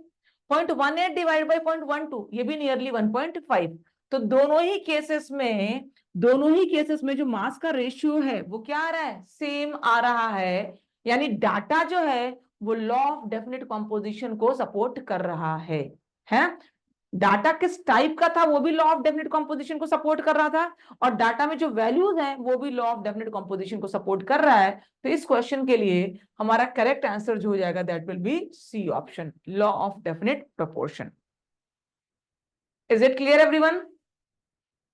समझ आ रही है क्या बात? ठीक है, आगे बढ़े। Now which of the following laws of chemical combination, है ना, is obeyed by the following data. ये आपको कुछ डाटा दिया है, इन डाटा के हिसाब से कौन सा लॉ यहाँ पे फॉलो हो रहा है? You have the 4 options A B C D. 4 options हैं आपके पास, ए बी सी और डी। कौन सा लॉ फॉलो हो रहा है? A, law of multiple proportion. Devjyoti Pal is saying law of multiple proportion, है ना? इसमें तो नन ऑफ दिस का कोई ऑप्शन ही नहीं है, पहली बात, है ना? तो आप डाटा बहुत स्ट्रांगली ना भी चेक करो तो भी हमारा काम हो जाएगा। आपको क्या दे रहा है? दो एलिमेंट्स कंबाइन करके एक से ज्यादा तरह के कंपाउंड्स बन रहे हैं, नाइट्रोजन और ऑक्सीजन के कॉम्बिनेशन से एक से ज्यादा तरह के कंपाउंड्स बन रहे हैं। तो जब दो एलिमेंट्स कंबाइन करके एक से ज्यादा तरह के कंपाउंड्स बनाते हैं तो वहां पे कौन सा लॉ लगता है? Law of multiple proportion. वहां पे लगता क्या है? Law of multiple proportion. तो हमारा आंसर तो ये हो ही जाएगा, है ना? एनीवेज एक बार चेक कर ले, लॉ ऑफ मल्टीपल प्रोपोर्शन क्या कहता है कि एक का फिक्स मास ले और दूसरे के मासेस का रेशियो निकालेंगे तो वो क्या आएगा? Simple whole number ratio. जो डाटा दिया है उसमें नाइट्रोजन या ऑक्सीजन में से किसी का भी मास फिक्स नहीं किया है, तो मैं किसी एक के मास को फिक्स कर देती हूँ। जैसे ऑक्सीजन के मास को मैं 16 ग्राम पे फिक्स करती हूँ, ऑक्सीजन 16 है, या ऐसा करती हूँ मैं ऑक्सीजन नाइट्रोजन के मास को फिक्स कर देती हूँ, है ना? मैं ऐसा करती हूँ नाइट्रोजन के मास को फिक्स कर देती हूँ 28 ग्राम्स। तो नाइट्रोजन 28 है तो ऑक्सीजन कितना है? 16। नाइट्रोजन यहां मैं 28 करूं तो इंटू 2, तो ये भी क्या होगा? इंटू 2, तो ये कितना हो जाएगा? 32। ये 28 है तो 48, ये 14 है तो इसको भी मैंने 28 किया तो ये भी डबल हो जाएगा, कितना हो जाएगा? 64। ये 28 है तो ये कितना हो जाएगा? 80। ये कितना हो जाएगा? 80। तो आप देखना लेफ्ट साइड में जो नाइट्रोजन वाला कॉलम है इसमें सबके मासेस मैंने क्या किए? फिक्स कर दिए। जब सबके मासेस, नाइट्रोजन के मासेस मैंने फिक्स कर दिए तो ऑक्सीजन के मास का रेशियो देखें, 16:32:48:64:80। यानी 1:2:3:4:5 है। 28 ग्राम नाइट्रोजन से कंबाइन करने वाले ऑक्सीजन का जो मास रेशियो है कितना है? 1:2:3:4:5। 1:2:3:4:5, यानी ये लॉ ऑफ मल्टीपल प्रोपोर्शन को वैलिडेट कर रहा है। समझ आ गई क्या बात? Law of multiple proportion is valid over here. ठीक है, ठीक है, आपने आंसर ये दिया था करेक्ट। नाउ दिस क्वेश्चन, ध्यान से देखो। Carbon combines with hydrogen, carbon is going to combine with hydrogen, है ना, in P Q and R. तीन कंपाउंड्स है, पी क्यू और आर। तीनों ही कंपाउंड्स में कार्बन और हाइड्रोजन कंबाइन कर रहे हैं।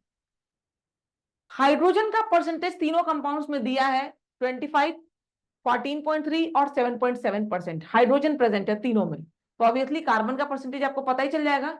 आपको बताना है विच law of chemical combination is illustrated. Which law of chemical combination is illustrated, बताएं फटाफट।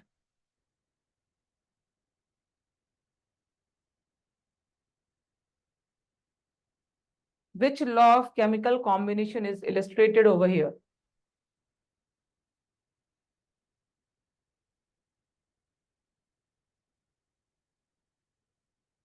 Law of definite proportion, law of multiple proportion, law of reciprocal proportion, या none of these?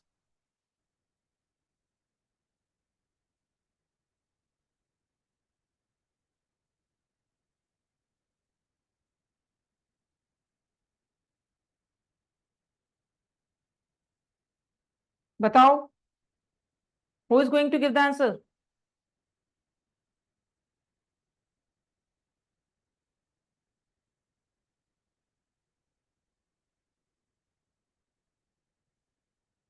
P Q और आर तीन compounds हैं, तीनों compounds में carbon और hydrogen के कंपाउंड्स हैं, जिसमें हाइड्रोजन का परसेंटेज तीनों में दे रखा है। तो ऑब्वियसली कार्बन का परसेंटेज हमको पता है। पूछ रहा कौन सा डेटा, कौन सा लॉ यहाँ पे एप्लीकेबल है। Rajeshwari Singh option B, law of multiple proportion, option B. और कोई? Niharika is also saying option B. Option B को वोट्स मिल रहे हैं, maybe option B is correct. क्या करना है आपको? पी क्यू और आर तीन कंपाउंड्स है ना, कार्बन और हाइड्रोजन का, तीनों में कार्बन और हाइड्रोजन प्रेजेंट है, इजंट इट? तीनों में कार्बन और हाइड्रोजन ही प्रेजेंट है। अच्छा, पहले वाले में हाइड्रोजन कितना है? 25, तो कार्बन ऑटोमेटिकली कितना हो जाएगा? 75। दूसरे वाले में हाइड्रोजन कितना है? 14.3, 14.3, तो यहाँ कितना हो जाएगा? 85.7, है ना। और तीसरे वाले में हाइड्रोजन कितना है? 7.7, 7.7, तो ये कितना हो जाएगा? 92.3, इजंट इट? ये आगे मासेस का रेशियो। अब आपको बोल रहा है कि एक ही, दो ही एलिमेंट्स मिलकर के एक से ज्यादा तरह के कंपाउंड्स बना रहे हैं। दो एलिमेंट मिलकर एक से ज्यादा तरह के कंपाउंड। अच्छा, इनके मास का रेशियो सेम तो नहीं है ना? 25, 75:25, 85.5:14.3 और 92.3:7.7, ये सेम रेशियो तो नहीं है। मतलब डेफिनेटली ये तीनों पी क्यू और आर सेम कंपाउंड्स नहीं है। लॉ ऑफ कांस्टेंट कंपोजिशन तो नहीं होगा। समझ में आई बात? अगर तीनों जगह कार्बन और हाइड्रोजन के रेशियो सेम होते, इसका मतलब पी क्यू और आर क्या होता? सेम कंपाउंड होता। तो ये क्या हो सकता था? Law of constant composition. पर वो नहीं होगा, है ना। लॉ ऑफ रेसिप्रोकल प्रोपोर्शन में तो कम से कम तीन एलिमेंट्स चाहिए होते हैं, तो लॉ ऑफ रेसिप्रोकल प्रोपोर्शन भी नहीं होगा। लॉ ऑफ रेसिप्रोकल प्रोपोर्शन में तीन एलिमेंट्स थे, ए बी और सी, तो वो भी नहीं होगा। तो हमारे पास चांसेस क्या है कि लॉ ऑफ मल्टीपल प्रोपोर्शन हो सकता है या नहीं हो सकता है? तो बी और डी में से ऑप्शंस बन रहे थे हमारे। तो मैंने यहाँ पे क्या बोला है कि 25 ग्राम हाइड्रोजन कार्बन से रिएक्ट कर रहा है कितने? 75 ग्राम से। तो 1 ग्राम कितने के साथ रिएक्ट करेगा? 75/25, तो ये कितना आ गया? 3, है ना। यहाँ पे 1 ग्राम हाइड्रोजन कितने के साथ रिएक्ट करेगा? 85.7 डिवाइड बाई 14.3, तो ये आप कैलकुलेट करोगे तो नियरली 6 आ जाएगा, है ना। 14/6 है ना। यहाँ पे आप कैलकुलेट करोगे इसका 1 ग्राम, तो ये कितना आ जाएगा? 92.3 डिवाइड बाई 7.7, तो 7.7 है, तो मतलब ये नियरली 12 आ जाएगा, करेक्ट, है ना। ये कितना आ जाएगा? 12 के आसपास आ जाएगा। अब आप ध्यान से देखना, 1 ग्राम हाइड्रोजन के साथ जो कार्बन रिएक्ट कर रहे हैं उनका रेशियो क्या है? 3:6:12, यानी 1:2:4, 1:2:4। तो फिक्स्ड मास ऑफ हाइड्रोजन के साथ जो कार्बन के डिफरेंट मासेस कंबाइन कर रहे हैं to form the compound P, Q and R, they are in simple whole number ratio 1:2:4। इसलिए law of multiple proportion is validated over here, है ना। So this goes for law of multiple proportion. समझ आ गई बात। तो इस तरह के क्वेश्चंस बनते हैं लॉ ऑफ मल्टीपल प्रोपोर्शन। बिल्कुल ऐसे ही क्वेश्चंस आपके एग्जाम में, मतलब आप कह सकते हैं इनमें से कोई क्वेश्चन भी आपके एग्जाम में परोसा जा सकता है ना। तो इस तरह के क्वेश्चंस ही law of multiple law of chemical combination से आपके एग्जाम में आते हैं, ठीक है। So that was all from laws of chemical combination. अब नेक्स्ट जो आपको देखना है that is percentage composition, empirical formula और molecular formula. Percentage composition, empirical formula और molecular formula.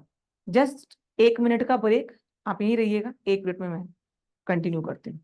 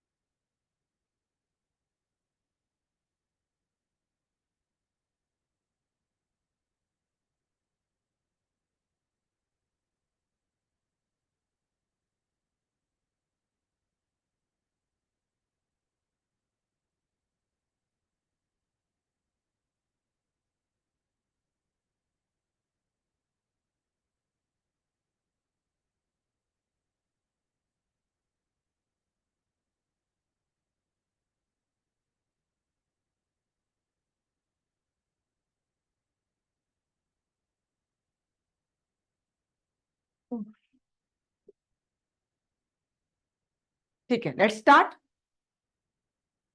Percentage composition, empirical formula और मॉलिक्यूलर फॉर्मूला। परसेंटेज कॉम्पोजिशन का क्या मतलब होता है? What do you mean by percentage composition, है ना, क्या मतलब होता है? मतलब किसी कंपाउंड के अंदर जो भी एलिमेंट्स प्रेजेंट है वो बाई मास कितना परसेंट प्रेजेंट है, उसी को हम क्या बोलते हैं? Percent composition.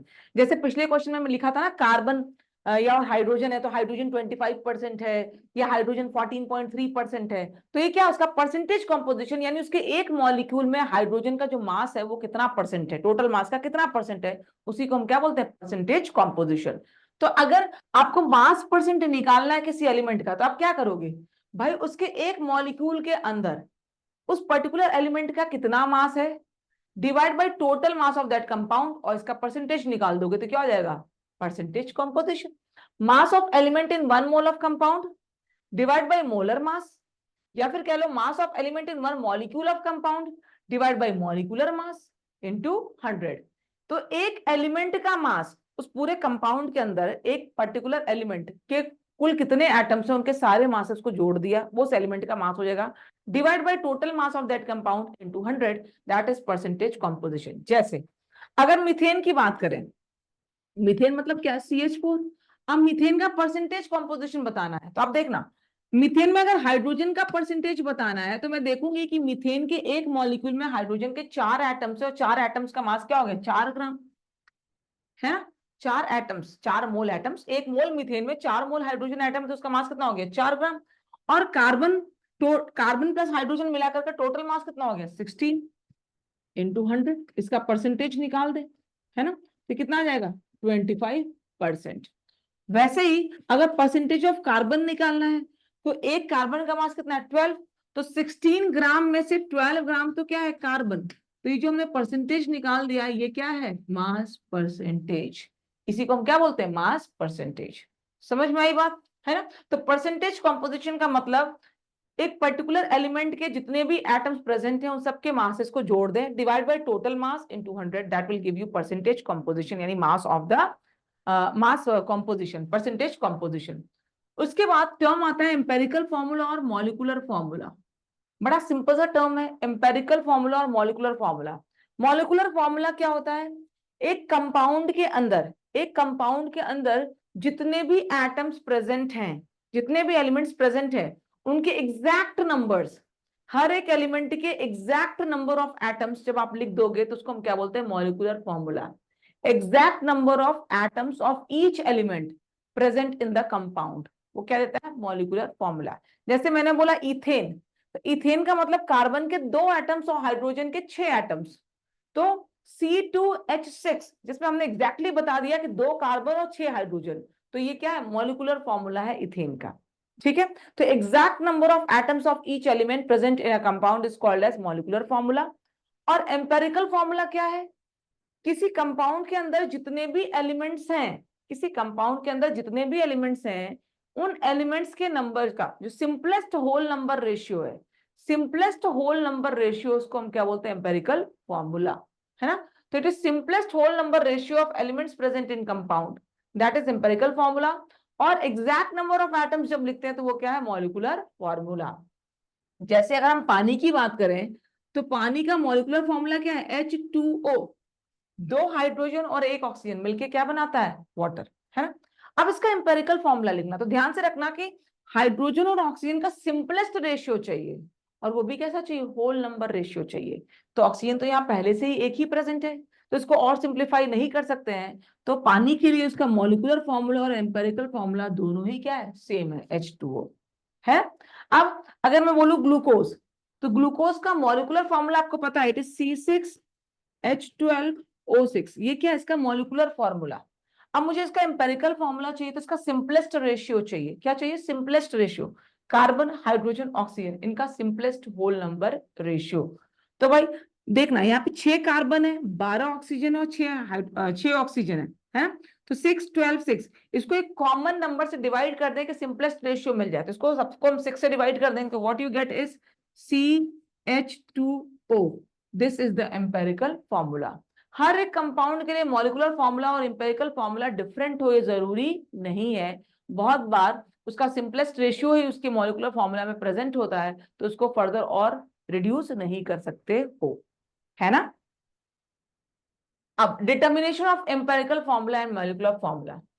परसेंटेज कॉम्पोजिशन, आपको बहुत बार क्वेश्चंस कैसे आते हैं कि आपको किसी कंपाउंड के अंदर जो एलिमेंट्स हैं उनका परसेंटेज कॉम्पोजिशन दे दिया जाता है परसेंटेज कॉम्पोजिशन दे दिया जाता है। अब परसेंटेज कॉम्पोजिशन से आपको उसका एम्पेरिकल फॉर्मूला या उसका मॉलिक्यूलर फॉर्मूला फाइंड आउट करना होता है। परसेंटेज कॉम्पोजिशन से आपको एम्पेरिकल फॉर्मूला या मॉलिक्यूलर फॉर्मूला फाइंड आउट करना होता है। समझ में आई बात।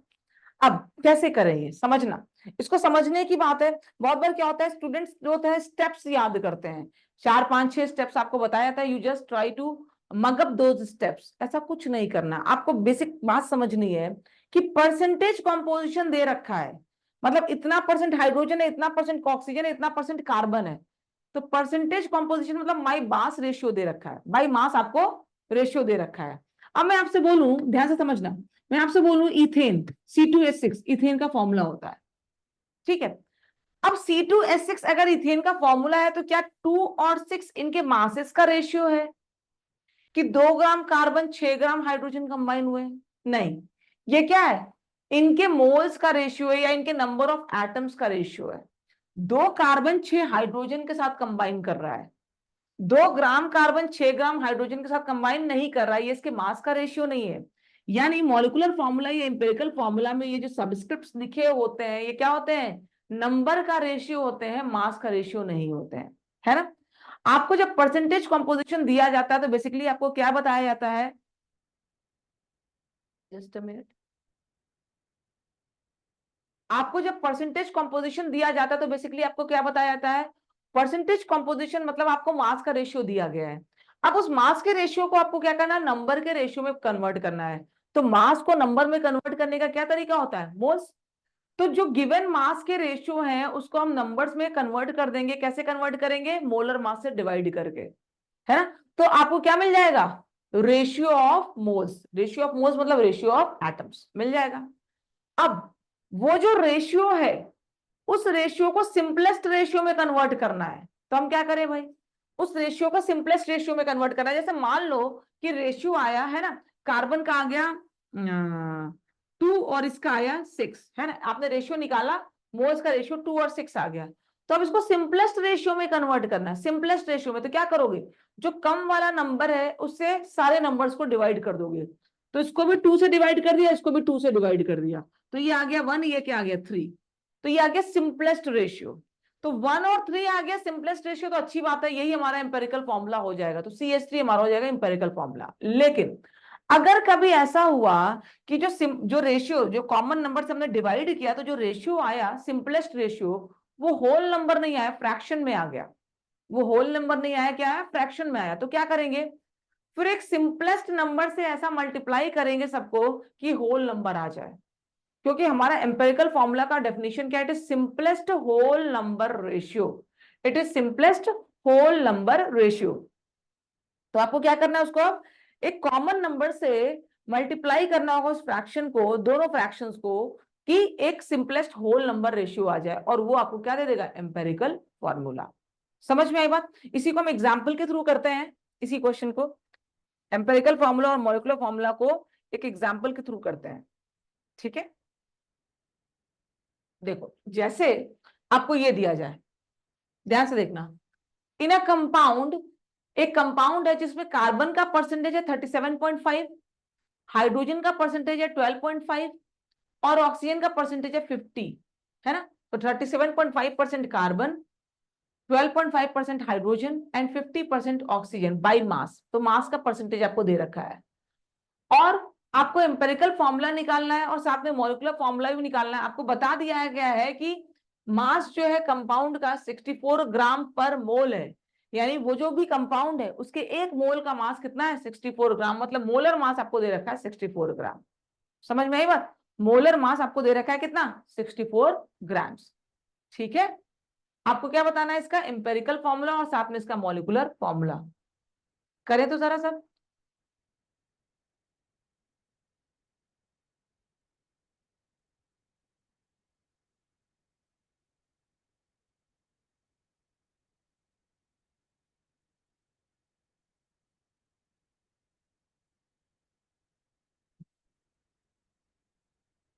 मास परसेंटेज दे रखा है, आपको एम्पेरिकल फॉर्मूला निकालना और मॉलिक्यूलर फॉर्मूला।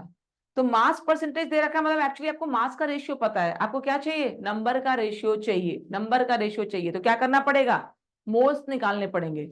हम ऐसा मान ले, परसेंटेज दिया है, मतलब मान ले कि 100 ग्राम कंपाउंड है, 100 ग्राम कंपाउंड है, तो उसमें से 37.5 ग्राम तो कार्बन है, 12.5 ग्राम हाइड्रोजन है, और 50 ग्राम क्या है, ऑक्सीजन है ना। मास मान लिए उसको, जो परसेंटेज दिया है, कंसिडरिंग द टोटल कंपाउंड जो हमने लिया वो कितना लिया, 100 ग्राम लिया है, तो ये परसेंटेज है वो वही क्या हो जाएंगे, मासेस हो जाएंगे, है ना। परसेंटेज ये जो मासेस हो जाएंगे, तो मोल्स निकालना है, तो क्या करेंगे, मासेस को मोल्स में कन्वर्ट करना है, तो क्या करेंगे, एटॉमिक मास से डिवाइड करेंगे। तो 37.5 को डिवाइड करेंगे किससे, 12 से, 12.5 को डिवाइड करेंगे किससे, 1 से, और 50 को डिवाइड करेंगे किससे, 16 से। तो आपको मोल्स ऑफ एटम मिल जाएंगे। तो 37.5 डिवाइड बाई 12, ये आ गया 3.125, ये आ गया 12.5, और ये आ गया 3.125। मोल्स का रेशियो तो मिल गया। अब अगला काम क्या है, सिंपलेस्ट रेशियो निकालना, सिंपलेस्ट रेशियो निकालना। तो ये रेशियो तो ठीक है, सिंपलेस्ट रेशियो कैसे निकाले, जो सबसे छोटा वाला नंबर होगा, इन तीनों में जो सबसे छोटा नंबर होगा उसी से सबको डिवाइड कर दिया। तो सबसे छोटा नंबर यही है 3.125, तो 3.125 से इसको भी डिवाइड कर दिया, इसको भी डिवाइड कर दिया, इसको भी डिवाइड कर दिया। तब जो रेशियो आया वो कितना आया, 1:4:1। तो ये simplest whole number, simplest ratio. और देखो ये होल नंबर भी है। अगर इन केस ये होल नंबर नहीं आता, सपोज ये आया था 0.5, सपोज ये आ जाता 0.5, तो उसको होल नंबर करने के लिए सबको क्या करते, 2 से मल्टीप्लाई कर देते। तब क्या आया था, 2:8:2, सॉरी 1:8:2, है ना। फिलहाल ये सारे होल नंबर है, तो यही हमारा क्या हो जाएगा, एम्पेरिकल फॉर्मूला, यानी कार्बन हाइड्रोजन ऑक्सीजन 1:4:1 के रेशियो में प्रेजेंट है। तो एम्पेरिकल फॉर्मूला क्या हो जाता, CH4O। एम्पेरिकल फॉर्मूला क्या हो जाता, CH4O। एम्पेरिकल फॉर्मूला आपको पता चल गया, मॉलिक्यूलर फॉर्मूला निकालना है, ध्यान समझना। एम्पेरिकल फॉर्मूला आपको पता चल गया, अब आपको क्या निकालना है, मॉलिक्यूलर फॉर्मूला निकालना है। तो हम करेंगे क्या, इस एम्पेरिकल फॉर्मूला का मास निकाल लेंगे। 12 + 4 16 + 16 32। तो एम्पेरिकल फॉर्मूला का मास कितना आया, 32, और एक मोल का मास कितना आ रहा है, कंपाउंड के एक मोल का मास कितना आ रहा है, 64। तो मॉलिक्यूलर मास आ रहा है 64, एम्पेरिकल मास आ रहा है 32, यानी जो n फैक्टर है जिससे एम्पेरिकल फॉर्मूला को मल्टीप्लाई करना है वो क्या है 264 डिवाइड बाई 32। भाई ये सिंपलेस्ट रेशियो जो है उसका मास 32 है, यानी जो एक्चुअल मॉलिक्यूलर फॉर्मूला होगा उसको किसी नंबर से मल्टीप्लाई करना है ना, किसी फैक्टर से मल्टीप्लाई करना है। वो फैक्टर कैसे निकालेंगे, molecular mass divide by empirical formula mass, तो वैल्यू क्या आ जाएगी 2। यानी इस पूरे के पूरे फॉर्मूला को हमको क्या करना पड़ेगा 2 से मल्टीप्लाई करना पड़ेगा, है ना। तो n फैक्टर 2 आ रहा है, तो 2 से हमने क्या किया पूरे फॉर्मूला को मल्टीप्लाई कर दिया, तो क्या आ गया C2H8O2, that is molecular formula. C2H8O2 that will B molecular formula. किसी को कोई कंफ्यूजन है क्या इसमें, कि समझ में आ गई बात सबको, ऑल ऑफ यू समझ आ गई बात सबको?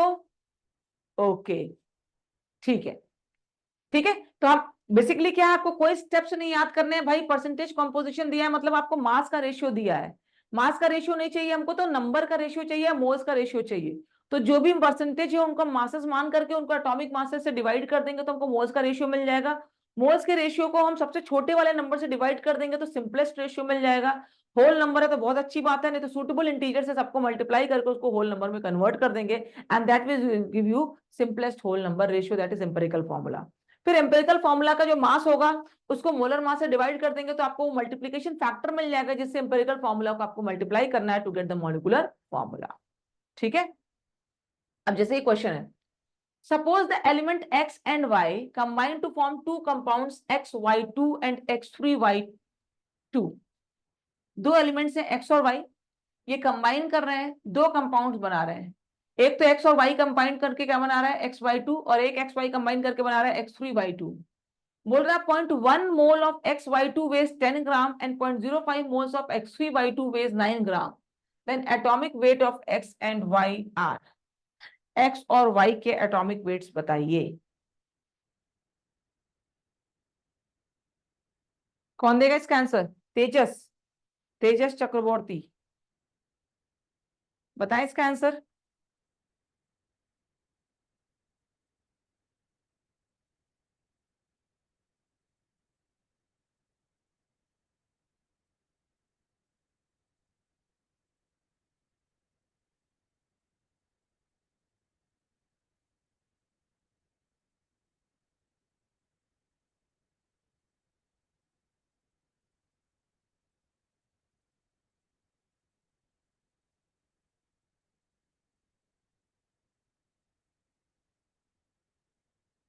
कौन दे रहा है इसका आंसर?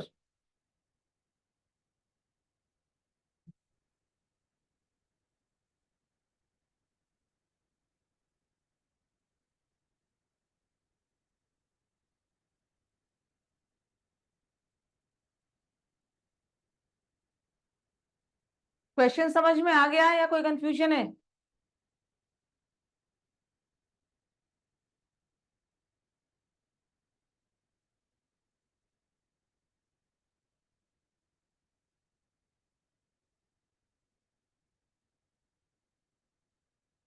JS इनिशियल्स लिखा हुआ है बस, JS। आप बताओ बेटा आंसर,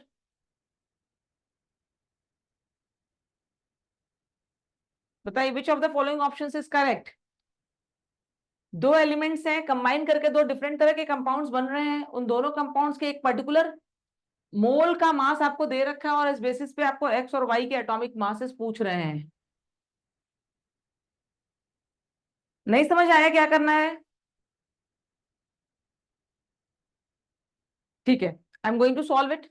देखो, आपसे क्या बोल रहा है कि एक्स और वाई दो एलिमेंट्स है जो कंबाइन करके बना रहे हैं XY2 और X3Y2।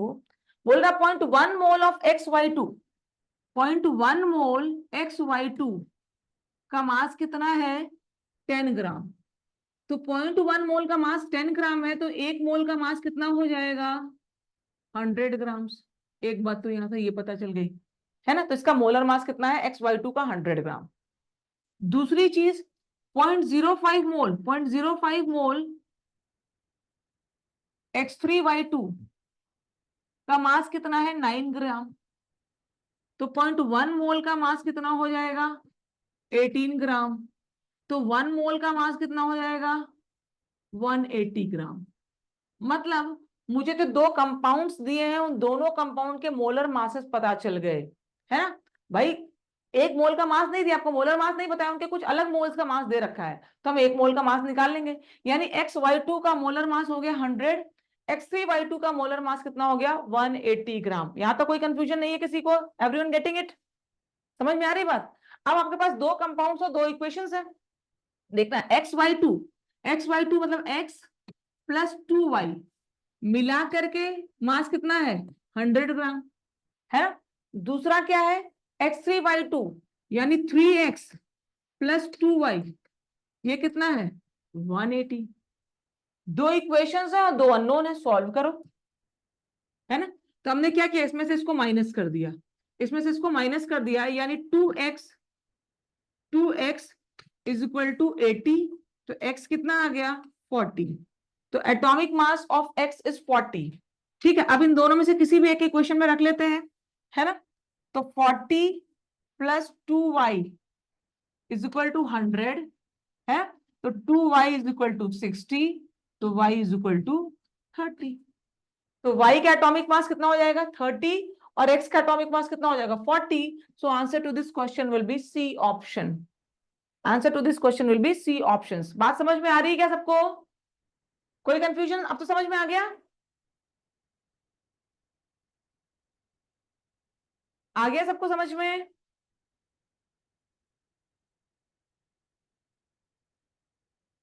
फटाफट थम्स अप करिए।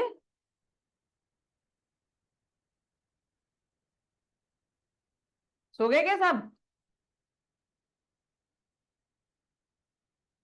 क्विक, ओके, ठीक है। तो दो अननोन्स थे, एक्चुअली दो एलिमेंट थे, कंबाइन कर रहे थे। आपको डायरेक्टली अगर मोलर मासेस दिए होते तो दिक्कत नहीं था, आपको उनके अलग अलग अमाउंट ऑफ मोल्स के मासेस दे रखे थे, उससे हमने मोलर मासेस निकाल लिए, मोलर मास निकाल लिया, तो दो इक्वेशन बना, दो इक्वेशन दो अननोन सॉर्ट आउट हो गया and we got the answer, x के लिए 40 और वाई के लिए 30। ठीक है, next question. They are two oxides of sulphur, sulphur के दो ऑक्साइड्स हैं, है ना। बहुत सिंपल क्वेश्चन होता है, नीट के एग्जाम में जो आपसे क्वेश्चंस पूछे जाते हैं वो टफ बिल्कुल नहीं होते हैं। क्या इंपॉर्टेंट है ना, ये आपको समझना होगा। बहुत सारा टफ क्वेश्चंस हमको नहीं करने, पहली बात, क्योंकि हमारे एग्जाम में बहुत टफ क्वेश्चंस नहीं आते हैं, इजी टू मॉडरेट लेवल का पेपर आता है। इस साल जो एग्जाम में आया था वो कैसा था, it was a easy paper, very easy paper. Chemistry में तो बहुत इजी था, है ना, पर लास्ट ईयर जो केमिस्ट्री था वो अच्छा था, मतलब मॉडरेट लेवल का केमिस्ट्री था, तो बहुत टफर साइड तो नहीं जाता, इजी टू मॉडरेट आता है। आपके एग्जाम में क्वेश्चन के टफनेस से ज्यादा चैलेंजिंग होता है टाइम। क्वेश्चन की टफनेस उतनी चैलेंजिंग नहीं होती है, क्या चैलेंजिंग होता है टाइम। आपको एक क्वेश्चन पढ़ के समझ के सॉल्व करके और आंसर मार्क करने के लिए कुल मिला के 1 मिनट मिलता है। तो in that 60 seconds you have to read the question in the examination pressure as well. Exam के प्रेशर में बैठकर आपको क्वेश्चन रीड करना है, उसको इन्फर करना है, इन्फर करके उसको सॉल्व करना है, और सॉल्व करके आपको आंसर मार्क करना है, गोला भी करना है, जिसमें भी 5 से 6 सेकंड्स लगते हैं। ये सब मिला करके आपको 60 सेकंड मिलते हैं, 60 सेकंड्स मिल रहे हैं, है ना। तो इंपॉर्टेंट क्या है कि हम क्वेश्चन की लैंग्वेज को पढ़ के और तुरंत समझ जाए करना क्या। क्वेश्चन टफ तो बिल्कुल भी नहीं होता है ना। Question can be easy, it could be moderate, tough questions आपके एग्जाम में नहीं आते हैं, ठीक है। तो बहुत टफ क्वेश्चंस के पीछे आप नहीं भागेंगे, क्योंकि हमें, हमारा एम क्या, एग्जाम क्वालिफाई करना। हम नीट के एग्जाम की प्रिपरेशन कर रहे हैं and we have to qualify that exam. हमें सीट चाहिए कॉलेज के अंदर, है ना। We are going not going to do research in physics chemistry और बायो, है ना। हमें तो वो क्वेश्चन चाहिए जो क्वेश्चन हमसे बनने चाहिए और जल्दी बनने चाहिए। तो क्वेश्चन पढ़ के तुरंत फटाफट निकालने की क्या चाहिए। आपको बोल रहा है they are two oxides of sulphur, sulphur के दो ऑक्साइड्स है, दे कंटेन 50% एंड 60% ऑक्सीजन। दोनों ऑक्साइड में, सल्फर का जो दो ऑक्साइड है, एक में 50% ऑक्सीजन है, एक में 60% ऑक्सीजन है। The weight of sulphur which combine with 1 gram of oxygen, weight of sulphur which is going to combine with 1 gram of oxygen in both the oxides, उनका रेशियो क्या है। समझ में आई बात? दो ऑक्साइड्स हैं, है ना, दो ऑक्साइड्स हैं, ऑक्साइड 1, उसमें ऑक्सीजन और सल्फर का रेशियो दिया है, ऑक्साइड 1 में और ऑक्साइड 2 में। ऑक्सीजन कितना है इसमें 50% है, इसमें 60% है। फर्स्ट ऑक्साइड में ऑक्सीजन 50% है, दूसरे में ऑक्सीजन कितना है 60% है। ये 50% है तो सल्फर भी कितना होगा 50% होगा। ये 60% है तो सल्फर कितना होगा 40%। अब बोल रहा है कि 1 ग्राम ऑक्सीजन के साथ कंबाइन करेंगे जो सल्फर, उनके मासेस का क्या रेशियो होगा। तो 50 ग्राम इज कंबाइनिंग विथ 50 ग्राम, इसका मतलब 1 ग्राम विल बी कंबाइनिंग विथ 1 ग्राम, है ना। और 60 इज कंबाइनिंग विथ 40 ग्राम, तो 1 ग्राम विल बी कंबाइनिंग विथ 40/60 ग्राम। 50 ग्राम 50 ग्राम के साथ कंबाइन कर रहा है तो 1 ग्राम 1 ग्राम के साथ कंबाइन करेगा। 60 ग्राम is combining with 40 gram, so 1 gram will be combining with 40/60 gram, that is 2/3 gram, that is 2/3 ग्राम। अब इन दो 1 ग्राम ऑक्सीजन के साथ कंबाइन करने वाले सल्फर के मासेस का रेशियो बताना है, तो मासेस का रेशियो बताएं, है ना।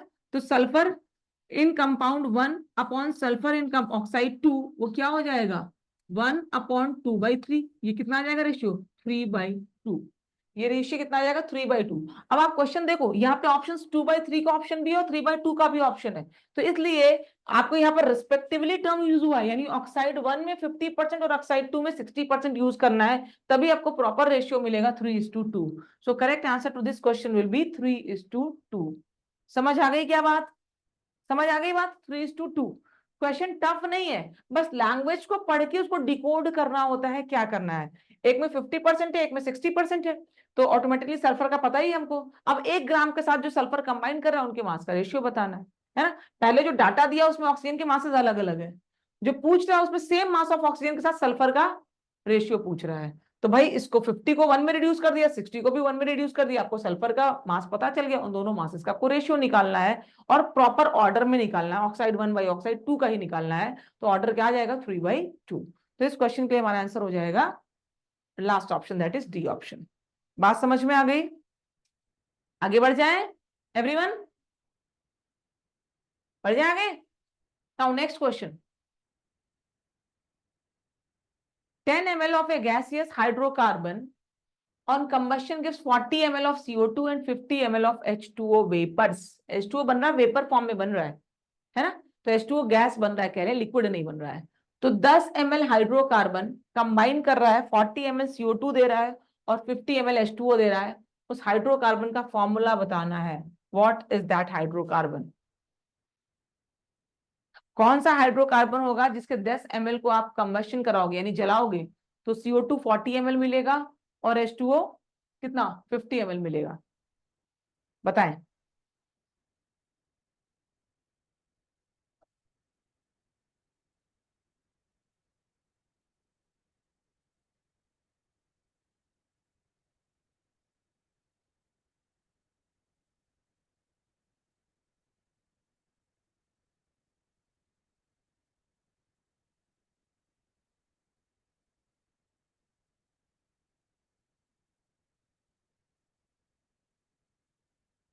आंसर्स नहीं आ रहे हैं, आज बहुत देर से नहीं आ रहे हैं आंसर्स, कौन देगा आंसर, मोनी दीपा दास,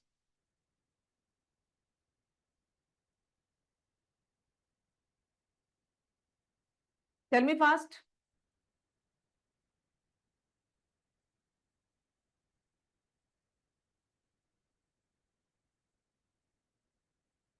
10 ml हाइड्रोकार्बन है, कुछ नहीं पता है कौन सा हाइड्रोकार्बन है, वही पूछा जा रहा है।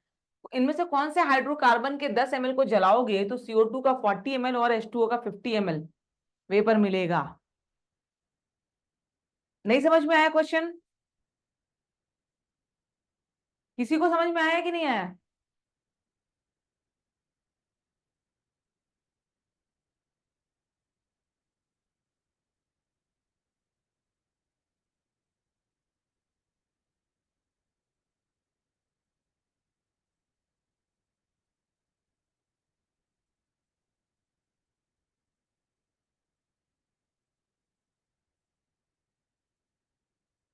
जब तक आप आंसर्स नहीं दोगे, आप इंटरेक्ट नहीं करोगे, इट वोंट वर्क। आप बोलो गलत या सही कुछ भी बोलोगे तो ही वो काम आएगा, है ना। If you are sitting mute तो वो काम नहीं आएगा आपके।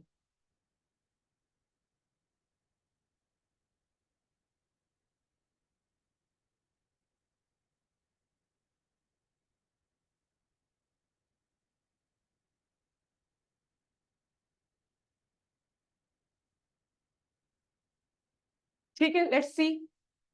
आपके पास हाइड्रोकार्बन है तो नहीं पता क्या है, तो हमने मान लिया इट इज CXHY, है ना। CXHY को आप ऑक्सीजन के साथ ट्रीट करोगे, जितना भी कंबशन करा रहा है मतलब एक्सेस ऑफ ऑक्सीजन के साथ ट्रीट कर रहे हो, जितना भी रिक्वायर्ड होगा मिल जाएगा। अब बताना, जब कंबशन कराते हो तो इसमें जितने भी कार्बन है सबके सब किसमें कन्वर्ट होते हैं, CO2 में, और जितने भी हाइड्रोजन है सब किसमें कन्वर्ट होते हैं, H2O में। तो कार्बन डाइऑक्साइड कितना मिलेगा, X मोल। अगर ये CX है तो CO2 कितना बनेगा, X मोल, और पानी कितना बनेगा, Y/2 मोल्स।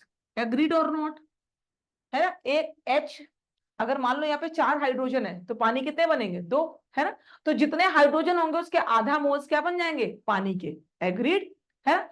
अब यहाँ पे आप बैलेंस करके ऑक्सीजन लिख सकते हो, यहाँ में ऑक्सीजन का काम है नहीं। आपको बोल रहा है कि अगर ये 10 ml ले रहे हैं, है ना, और ये इसके 10 ml से ये 40 ml और ये 50 ml मिल रहा है, इसके 10 ml से इसके 40 ml मिल रहे हैं और ये 50 ml मिल रहा है। इस बेसिस पे आप एक्स और वाई की वैल्यू बताइए, एक्स और वाई की वैल्यू बताएंगे तो हमको पता चल जाएगा कौन सा हाइड्रोकार्बन है। तो इसके 10 ml से इसका 4 ml 40 और इसका 50 ml मिल रहा है, मतलब इसके 1 ml से इसका 4 ml और इसका 5 ml मिलेगा।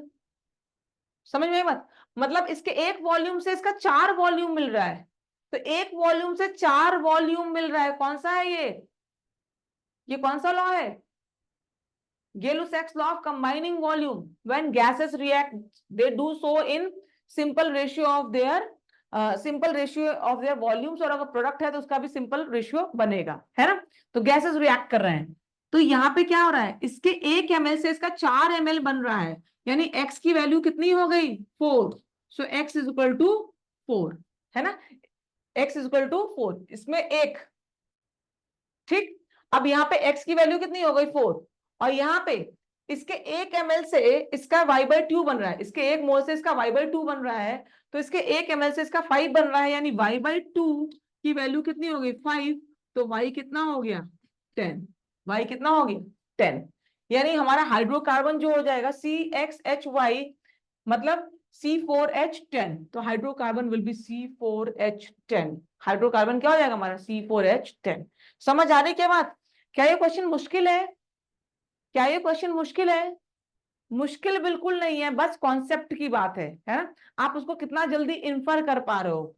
इसके 1 मोल से CO2 के कितने मोल्स बन रहे थे, X मोल्स, है ना। इसके 1 मोल से CO2 के कितने मोल्स, X मोल, यानी इसके 1 वॉल्यूम से इसके X वॉल्यूम, है ना। तो इसके 1 ml से इसका X ml बनना चाहिए, वो बन कितना रहा, 4 ml, तो X की वैल्यू कितनी हो गई, 4।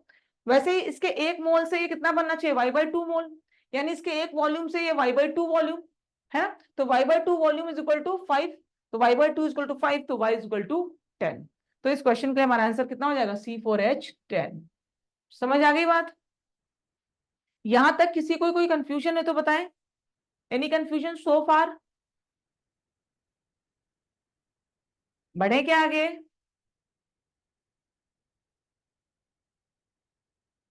आगे बढ़ जाए, फटाफट बोलो।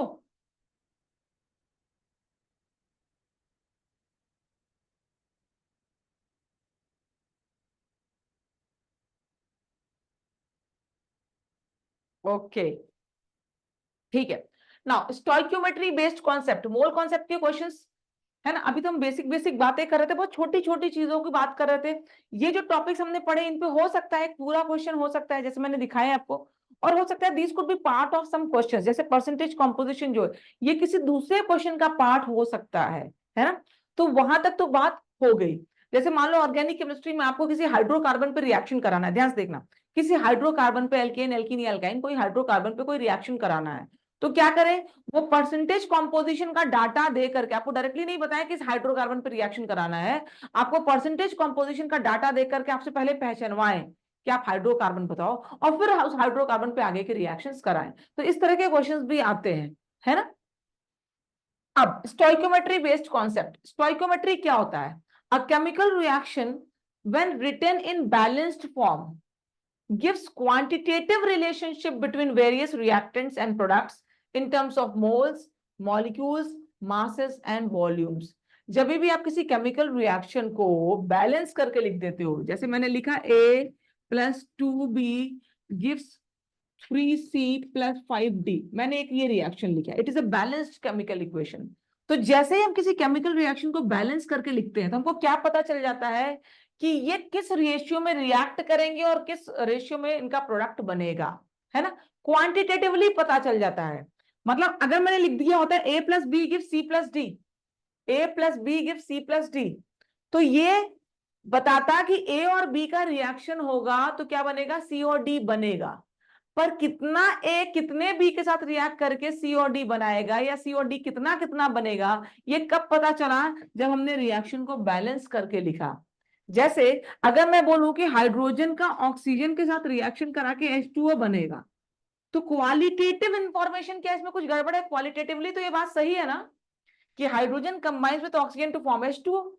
क्वालिटेटिवली ये बात बिल्कुल सही है, लेकिन क्वांटिटेटिवली ये बात नहीं सही है कि एक मोल हाइड्रोजन का एक मोल ऑक्सीजन के साथ कॉम्बिनेशन होकर के पानी बने। एक मोल हाइड्रोजन हाफ मोल ऑक्सीजन के साथ कंबाइन करके पानी बनाता है। तो अब ये जब बैलेंस कर दिया तो ये क्या बता रहा है, क्वांटिटेटिव डाटा दे रहा है। समझ में आई बात? तो जब तक हमने रिएक्शन को बैलेंस नहीं किया है तब तक हमको क्वालिटेटिवली पता चलता है कि ये और ये रिएक्ट करके ये और ये बनता है। लेकिन हमने उसको बैलेंस कर दिया तो पता चलेगा कितना अमाउंट ए का कितने अमाउंट बी के साथ रिएक्ट करेगा, तो सी और डी कितना कितना बनेगा। तो quantitative approach, quantitative relationship between reactant and product आपको पता चलता है when we write a balanced chemical equation. और इसी को हम क्या बोलते हैं, स्टोइकियोमेट्री।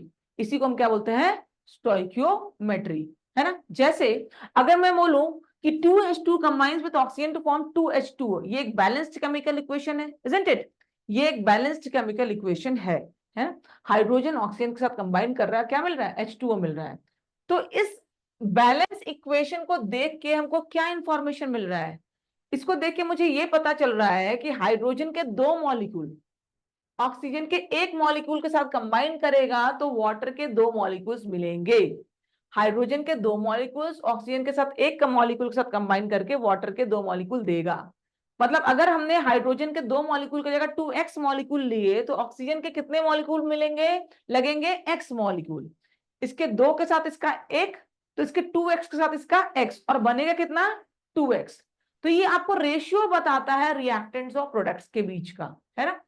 अगर इसके 2Na मॉलिक्यूल्स लेंगे, यानी इसके Na मॉलिक्यूल्स, और ये बनेगा कितना, 2Na मॉलिक्यूल्स। मतलब अगर इसका 2 मोल लेंगे तो इसका 1 मोल और उसका 2 मोल, 2 मोल हाइड्रोजन के 1 मोल ऑक्सीजन के साथ कंबाइन करके 2 मोल हाइड्रोजन वाटर के बनाएगा। मैं बोलूं इसका 4 ग्राम, हाइड्रोजन के 4 ग्राम लिए तो ऑक्सीजन के कितने ग्राम्स, हाइड्रोजन के 4 ग्राम कंबाइन विद ऑक्सीजन के कितने ग्राम्स, 2 ग्राम्स। इसके दो तो इसके एक, तो इसका 4 ग्राम, तो इसका 2 ग्राम होगा क्या, इसका 2 ग्राम नहीं होगा। Make sure 4 gram combine with 32 grams to get 36 gram of water. ये इंपॉर्टेंट है कि ये जो स्टोइकोमेट्रिक रेशियो है 2:1:2, है ना, ये जो है, जो नंबर लिखा जाता है किसी एलिमेंट या कंपाउंड के पहले जो नंबर लिखा जाता है उसको हम बोलते हैं स्टोइकोमेट्रिक कोएफिशिएंट। क्या बोलते हैं, स्टोइकोमेट्रिक कोएफिशिएंट। तो ये जो नंबर्स लिखे होते हैं ये रेशियो बताते हैं, किसका, ये रेशियो बताता है नंबर ऑफ मॉलिक्यूल का, नंबर ऑफ मोल्स का, इवन वॉल्यूम का, गैसेस के केस में वॉल्यूम का रेशियो। पर ये मास का रेशियो कभी नहीं होता है। Stoichiometry never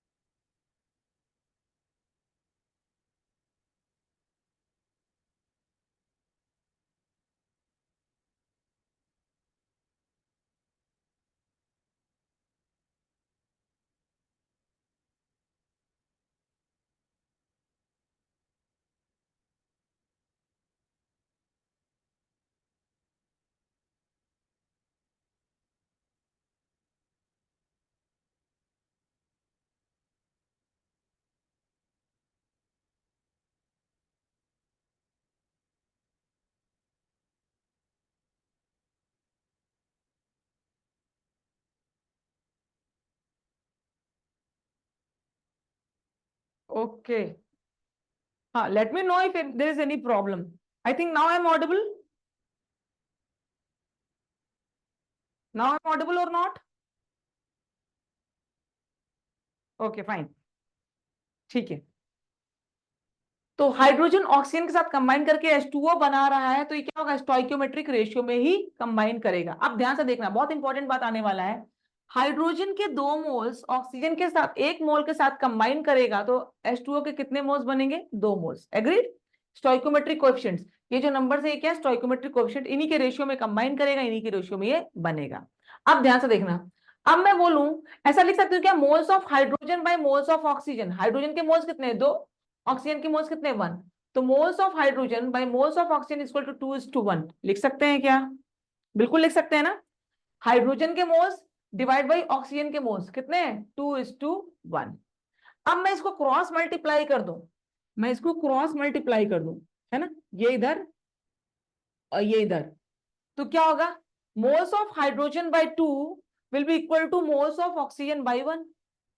moles of hydrogen bye 2 will be equal two moles of oxygen by 1. ठीक है ना भाई? हाइड्रोजन ऑक्सीजन कंबाइन करें 2:1 के रेशियो में, तो हाइड्रोजन ऑक्सीजन के मोल्स हमेशा 2:1 के रेशियो में होने चाहिए. तो moles of hydrogen divided by 2 should be equal two moles of oxygen divided by 1. तो यानी मोल्स अपॉन जिसका मोल है उसी का स्टोइकियोमेट्रिक कोएफिशिएंट, जिसका मोल ले रहे हैं उसी का क्या? Stoichiometric coefficient. यानी number of moles divided by its stoichiometric coefficient in a balanced chemical equation. ये जो होता है ये सभी रिएक्टेंट्स और प्रोडक्ट्स के लिए क्या होता है? बराबर होता है. moles of hydrogen by stoichiometric coefficient of hydrogen is equal to moles of oxygen by stoichiometric coefficient of oxygen, and that will also be equal to moles of water divided by stoichiometric coefficient of water. और इसी को हम बोलते हैं mole concept. यही simply क्या है? Mole concept. This is what is mole concept. जिस भी रिएक्टेंट या प्रोडक्ट के मोल्स और उसके स्टोइकियोमेट्रिक कोएफिशिएंट का जो रेशियो होता है वो सेम होता है ना. N/SC रेशियो, हम क्या बोलते हैं इसको? N/SC ratio. मोल्स मतलब N और ये stoichiometric coefficient SC. N/SC ratio is always equal for each reactant and product in any chemical reaction. कोई केमिकल रिएक्शन है उसको हमने बैलेंस करके लिख दिया, अब उसके मोल्स और स्टोइकियोमेट्रिक कोएफिशिएंट का जो रेशियो होगा वो सभी रिएक्टेंट्स और प्रोडक्ट्स के लिए क्या होगा? बराबर होगा. तो N/SC ratio is same for all reactants and products. यही क्या है? Mole concept. बस हर जगह डायरेक्टली आपको यही लगाना है कि N/SC रेशियो इज कांस्टेंट. समझ आई बात? क्लियर और नॉट? Any confusion? कोई कंफ्यूजन है इसमें? नहीं. ठीक है, तो स्टोइकियोमेट्री बेस्ड प्रॉब्लम्स ऐसे करते हैं. क्या करना होता है हमको? N/SC रेशियो कांस्टेंट रखना है. N/SC रेशियो कांस्टेंट है, यही है मोल कॉन्सेप्ट. जैसे एक क्वेश्चन पे अप्लाई करते हैं इधर, है ना. आपको एक क्वेश्चन दिया हुआ देखने में बड़ा सा है. क्वेश्चन की साइज अगर बड़ी हो तो आपको उस क्वेश्चन को देख के डरना नहीं होता है. क्वेश्चन की साइज बड़ी होती है, इसका सिंपल सा मतलब क्या होता है कि उसमें ज्यादा इंफॉर्मेशन दिया है. क्वेश्चन की साइज जितनी बड़ी मतलब उतना ज्यादा चीज आपको बता दिया गया है, आपको इनडायरेक्टली कम चीजें दी गई हैं. क्वेश्चन छोटा है वो ज्यादा खतरनाक होता है, यानी आपको डाटा उसमें कम दिया हुआ है, आपको ढूंढना ज्यादा चीज है. ठीक है. एनीवेज, ये क्वेश्चन है. Nitric acid is manufactured by Oswald process in which nitrogen dioxide reacts with water. है ना. Nitric acid is manufactured by Oswald process in which nitrogen dioxide reacts with water. ये तो क्या इस क्वेश्चन, इस line का question से कोई लेना देना है? नहीं.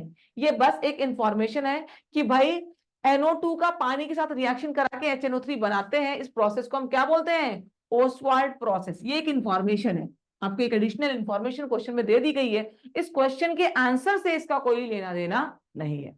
ठीक है, मतलब ये 2 लाइन ऊपर की नहीं भी लिखी होती तो भी हमारा काम हो जाता. ठीक है. अब क्या बोल रहा है? रिएक्शन क्या है? HNO3 के प्रिपरेशन का NO2 पानी के साथ कंबाइन करके HNO3 बना रहा है और NO बना रहा है. अब पूछ क्या रहा है आपसे? How many grams of nitrogen dioxide, यानी इसके मास पूछ रहा है. How many grams of nitrogen dioxide are required in this reaction to produce 25.2 grams 25.2 grams of HNO3. HNO3 के 25.2 ग्राम्स बनाने के लिए NO2 का कितना मास लेना पड़ेगा? क्वेश्चन समझ में आ गया? क्वेश्चन तो समझ में आ गया ना. 25.2 ग्राम्स HNO3 का बनाना है तो उसके लिए NO2 कितना लेना पड़ेगा? तो भाई सिंपल कॉन्सेप्ट है, हमें मोल कॉन्सेप्ट यूज करना है. क्या? Number of moles of HNO3 divide by इसका stoichiometric coefficient 2 should be equal to number of moles of NO2 divide by its stoichiometric coefficient 3। इसके मोल्स डिवाइडेड बाय इसका stoichiometric coefficient, इसका moles divide by इसका stoichiometric coefficient कितना है 3। अब HNO3 का आपको मास दिया हुआ है तो इसके मोल्स पता चल जाएंगे क्या, मोल्स है। HNO3 के मोल्स निकाले, moles of HNO3 given mass upon molar mass, mass दिया है 25.2। मोलर मास HNO3 का कितना होता है, मोलर मास HNO3 का होता है 63। मुझे याद है ना, मुझे याद है।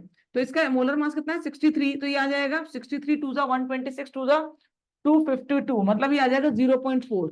तो इसके मोल्स कितने होगा 0.4, मतलब मोल्स ऑफ NO2 कितना हो जाएगा, इसके मोल्स कितने हैं 0.4 डिवाइड बाई 2 इंटू 3, मतलब कितना हो जाएगा 0.6। तो NO2 के मोल्स कितने हो गए 0.6। तो आपको क्या पूछा है, हाउ मेनी ग्राम्स, यानी मास पूछा है। तो मास ऑफ NO2 कितना हो जाएगा 0.6, मोलर मास को मल्टीप्लाई कर देंगे नंबर ऑफ मोल्स से। इसका मोलर मास NO2 का 14 प्लस 32 दैट इज 46, बस कर लेंगे इसको मल्टीप्लाई। 6 6 जा 36 एंड 6 4 24 प्लस 27, तो 27.6 ग्राम्स है ना। तो कितना मास NO2 का चाहिए 27.6 ग्राम्स। बात समझ में आई क्या। आपको प्रोडक्ट का मास दे रखा है, प्रोडक्ट का इतना मास बनाने के लिए इस रिएक्टेंट का कितना मास चाहिए। तो भाई मास का बीच में कोई डायरेक्ट रिलेशन नहीं होता, रिलेशन किसका है, मोल्स का। तो इसके मोल्स निकालेंगे, इसके मोल्स बाय स्टोइकियोमेट्रिक कोएफिशिएंट और इसका मोल्स बाय स्टोइकियोमेट्रिक कोएफिशिएंट का रेशियो सेम होना चाहिए। इसके मास से मोल्स निकाल दिया तो हमें पता चल गया moles of NO2 required. NO2 के रिक्वायर्ड मोल्स कितने हैं 0.6 मोल्स। तो एक मोल का मास उसके मोलर मास के बराबर होता है, तो 0.6 मोल का मास कितना होगा, मोलर मास से मल्टीप्लाई कर दोगे, you will get the answer as 27.6 grams. समझ में आई बात। तो इस क्वेश्चन के लिए हमारा आंसर कितना हो जाएगा 27.6 ग्राम्स। आई होप आपको बात समझ में आ गई होगी, ठीक है। तो इस तरह से हम स्टोइकियोमेट्रिक बेस्ड क्वेश्चंस करते हैं, ठीक है। तो आज के लिए मैं आज का लेक्चर यही स्टॉप करती हूँ। कल हम लोग मतलब नेक्स्ट क्लास में, जब भी नेक्स्ट वीक में हमारी क्लास होगी, तो इसमें स्टोइकियोमेट्री के कुछ क्वेश्चंस करेंगे, लिमिटिंग रिएजेंट की बात करेंगे, परसेंटेज प्योरिटी की बात करेंगे, है ना। मतलब मेन इसमें आप कैलकुलेशन बेस्ड ही रह गया है, ठीक है। इस तरह के क्वेश्चंस करने के बाद फिर हमारा क्या होगा, कंसंट्रेशन टर्म्स, मोलैरिटी, नॉर्मेलिटी, ये जो कंसंट्रेशन टर्म्स होते हैं सॉल्यूशन के, उसको डिकोड करना। तो नेक्स्ट क्लास में हम इन चीजों को देखेंगे। So for today the class is over, bye bye, take care.